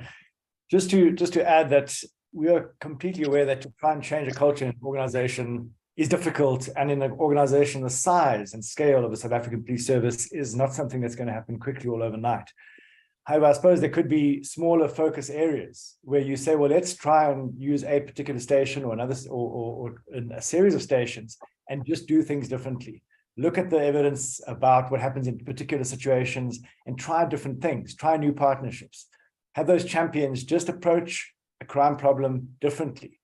And again, I think we're thinking about crime problems, but ultimately what we're talking about is places and people where there's high levels of harm and the risk factors around that. So murder should be our #1 priority, because that obviously is the most serious crime and has the most devastating impact on our society. And when murder goes up, and that actually leads to more crime problems, because criminal networks then think, well, if the police are not getting on top of the most serious crime, we can try our hands at other crimes. So the single most important crime category is murder, but that's not one single factor. Murders happen in domestic settings, in armed robberies, in vigilante situations, in gang warfare, taxi violence, some violence. So you need to understand what is driving murder in particular places, and then look at how do you best use your policing resources with other partners in a particular area as practically as possible. So I would say that it's not something we expect the police, or which should reasonably assume it'll happen overnight or over the next few years. But if there were these different stations in each of the provinces trying to get on top of some of the most serious crimes, such as murders and armed robberies and certain forms of organized crime, trying different approaches, and we had people documenting that, working with our universities, working with other organizations that were familiar with how do you record experiences in a way that makes sense, so that you could see the logic of what's happening, assess these experiences to see if they actually had the evidence behind them. That would really be an incredibly huge first step. And then just sort of lastly, one of the sort of issues that we've been worried about is the detection rates. The murder detection rate has dropped considerably, by 55% since 2012, which means that in 2012, the police were twice as likely to solve a murder docket than they were last year. Last year, it was about 14.5%. With armed robbery, which is an indicator of organized violence, violent crime, that's dropped down to 10%. So in many ways, at a systemic level, we would like, you could do a project in what is happening there. Why has this detection rate dropped so considerably? What is it about the training of the detectives, the support the detectives are receiving? And that could be a study that would then give you some insight into how do we halt this decline? Because it's happened almost every single year. There's been an increase or decrease in the ability of the SAPs to solve these murder dockets and aggravated robbery dockets. So what is going on there? And that's another way that research and evidence-based approach can lend itself to solving a systemic and institutional challenge. That is a direct result in the extent to which the police can address a key problems like murder and robbery. Anyway, just saying that it's nothing we'll solve very quickly, but I think we have very good relations with the police, very constructive relationships. We really want to bring as much of this evidence, and we work in partnerships internationally across the continent with others in various ways. And we really would like to be able to provide assistance and support wherever we can as much as possible. So thank you very much for this opportunity this morning. We'll certainly always make ourselves available for any kind of future engagement. So thank you very much. Thanks very much, Andrew and Gareth. Thanks very much for responding positively to our invitation. I guess we need further engagement, and the chairperson's office will really communicate with you. Can I go back to National Commissioner with the 2 questions? Thanks, Honorable Chairperson. The 2 questions are they are related about the number of police officers that are reported to have committed criminal offences. So on face value, Honorable Chair, one cannot say exactly how many of these cases are still running at criminal courts and how many of these cases are still under investigations where members have not yet been charged. We don't have that information handy.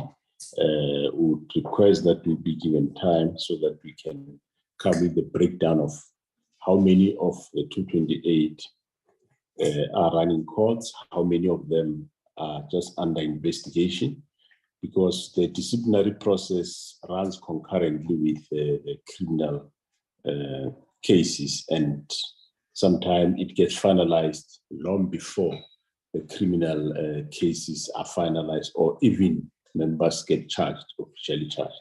So I would request, if the Honorable Chair and members allow, that we go and dissect them much more with specifically as to how many falls under which category. Thank you very much.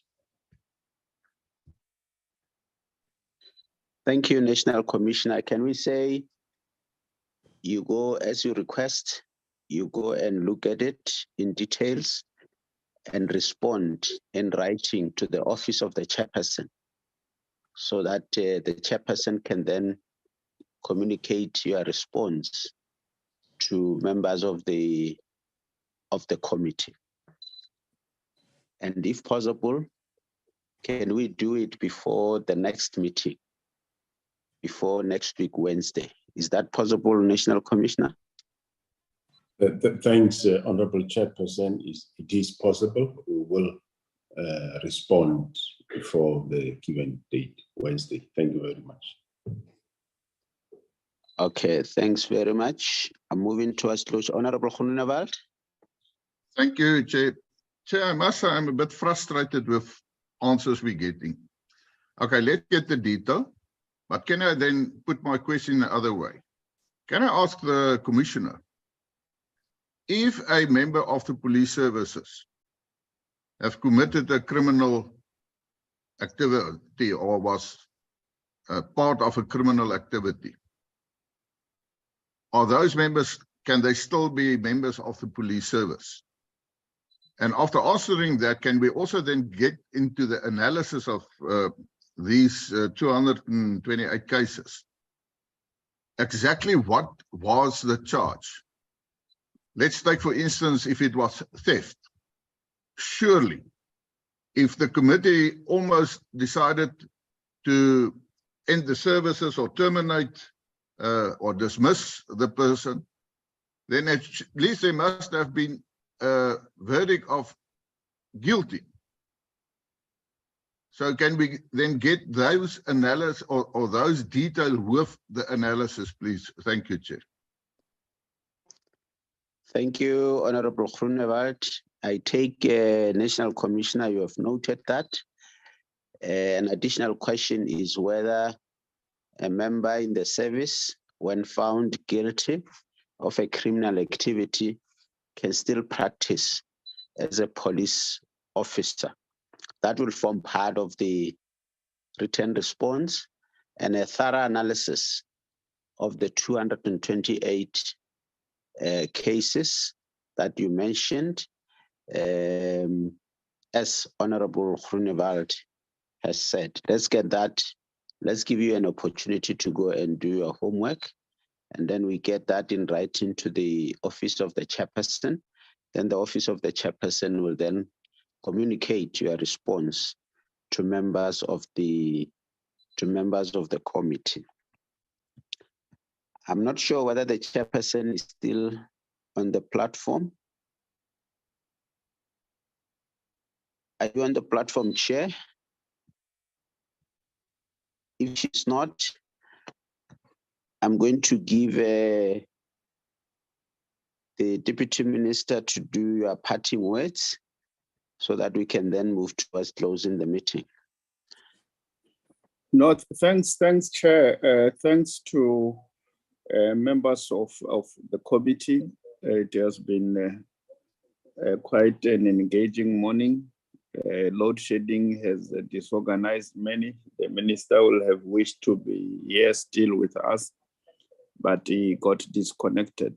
We would like to thank you, Chair, and the chairperson of the committee and members for having afforded us an opportunity as part of our follow-up meeting on the crime stats, but also appreciate the opening you created in the course of engaging with us to invite the Institute for Security Studies to discuss issues of policing with the committee and engage SAPS in that context of their presentation. We appreciate it because it gives us an opportunity to get an outsider who looks at how best we can do our work as SAPS. We appreciate that a lot, and it makes us better because, you know, when you do work and somebody comes from outside and say you can do better, than what you are doing. If you can look at it from this different perspective, it helps us a great deal, and we really appreciate this initiative from the side of the committee, and also the ISS for their presentation, which will go a long way in making us do our work better. We really appreciate this. It was quite insightful and quite enriching to us, but also appreciate the National Commissioner and the team for having responded to the issues that the committee raised with us, including what was raised by ISS. It's highly appreciated, and we note the request that the members have made that we should prepare a presentation on the integrated crime, violent crime prevention strategy. We will do so. We'll request the Secretariat to work on the presentation, and we will then come, of course, not only with the civilian Secretariat, but we'll also invite subs so that they become part of the discussions around this matter. But thanks very much, Chairperson, for this opportunity, and allow one to make an input as we wrap up the meeting. Thank you, and thanks for everybody for the participation. Thank you, Chair. Thanks, DM, for your closing remarks. And let me thank you for availing yourselves, the National Commissioner and the team. I would suggest, National Commissioner, that you also look at the questions that members posed. Some of the questions you may not have answered in detail. And if you find such, like, for example, there was a question about contractors at ESCOM stealing copper cables, the issue of CMEC and ICDMS. I know there was an attempt to answer such questions. You can relook at the questions, those that you think you have not answered in details, and they form part of the written response to members, so that members can have detailed responses as they do their work. The number of police stations that are not I think there was an answer to say there are a number of police stations, about 120 something, that are not yet on the system. That system is CMEC. We can get more details as to where are those police stations, which police stations are they, in which province, in which district in a particular province, so that even as we do our oversight individually, when we are in our provinces, we're able to check those things. So I'm just saying, where you think the questions were not answered in detail, you can still add more information for the benefit of members. What are the obstacles of implementing evidence-based system, and so on and so on? What is needed for this cultural shift to happen? What are the barriers for collaboration? Such things for collaboration with ISS and so on and so on. Having said that, because seemingly the chairperson is not on the platform, I thought she would close the meeting. Let me thank everybody. I've already thanked the minister and the deputy minister, the National Commissioner and your team, honorable members, and the chairperson in absentia, our support staff for this meeting. It's just that today we have a bit of pressure. We are expected to be physically in the house to receive the budget presentation from the Minister of Finance, and the colleagues are preparing for that. But honorable members, you can communicate with the office of the chairperson. If there is a need, you indicate. If there's a need to make a follow-up with the presentations that were made today, if there's a need for a follow-up meeting so that the chairperson can be able to arrange that. Otherwise, thanks very much for your time. Thanks very much for your participation, and the meeting stand adjourned.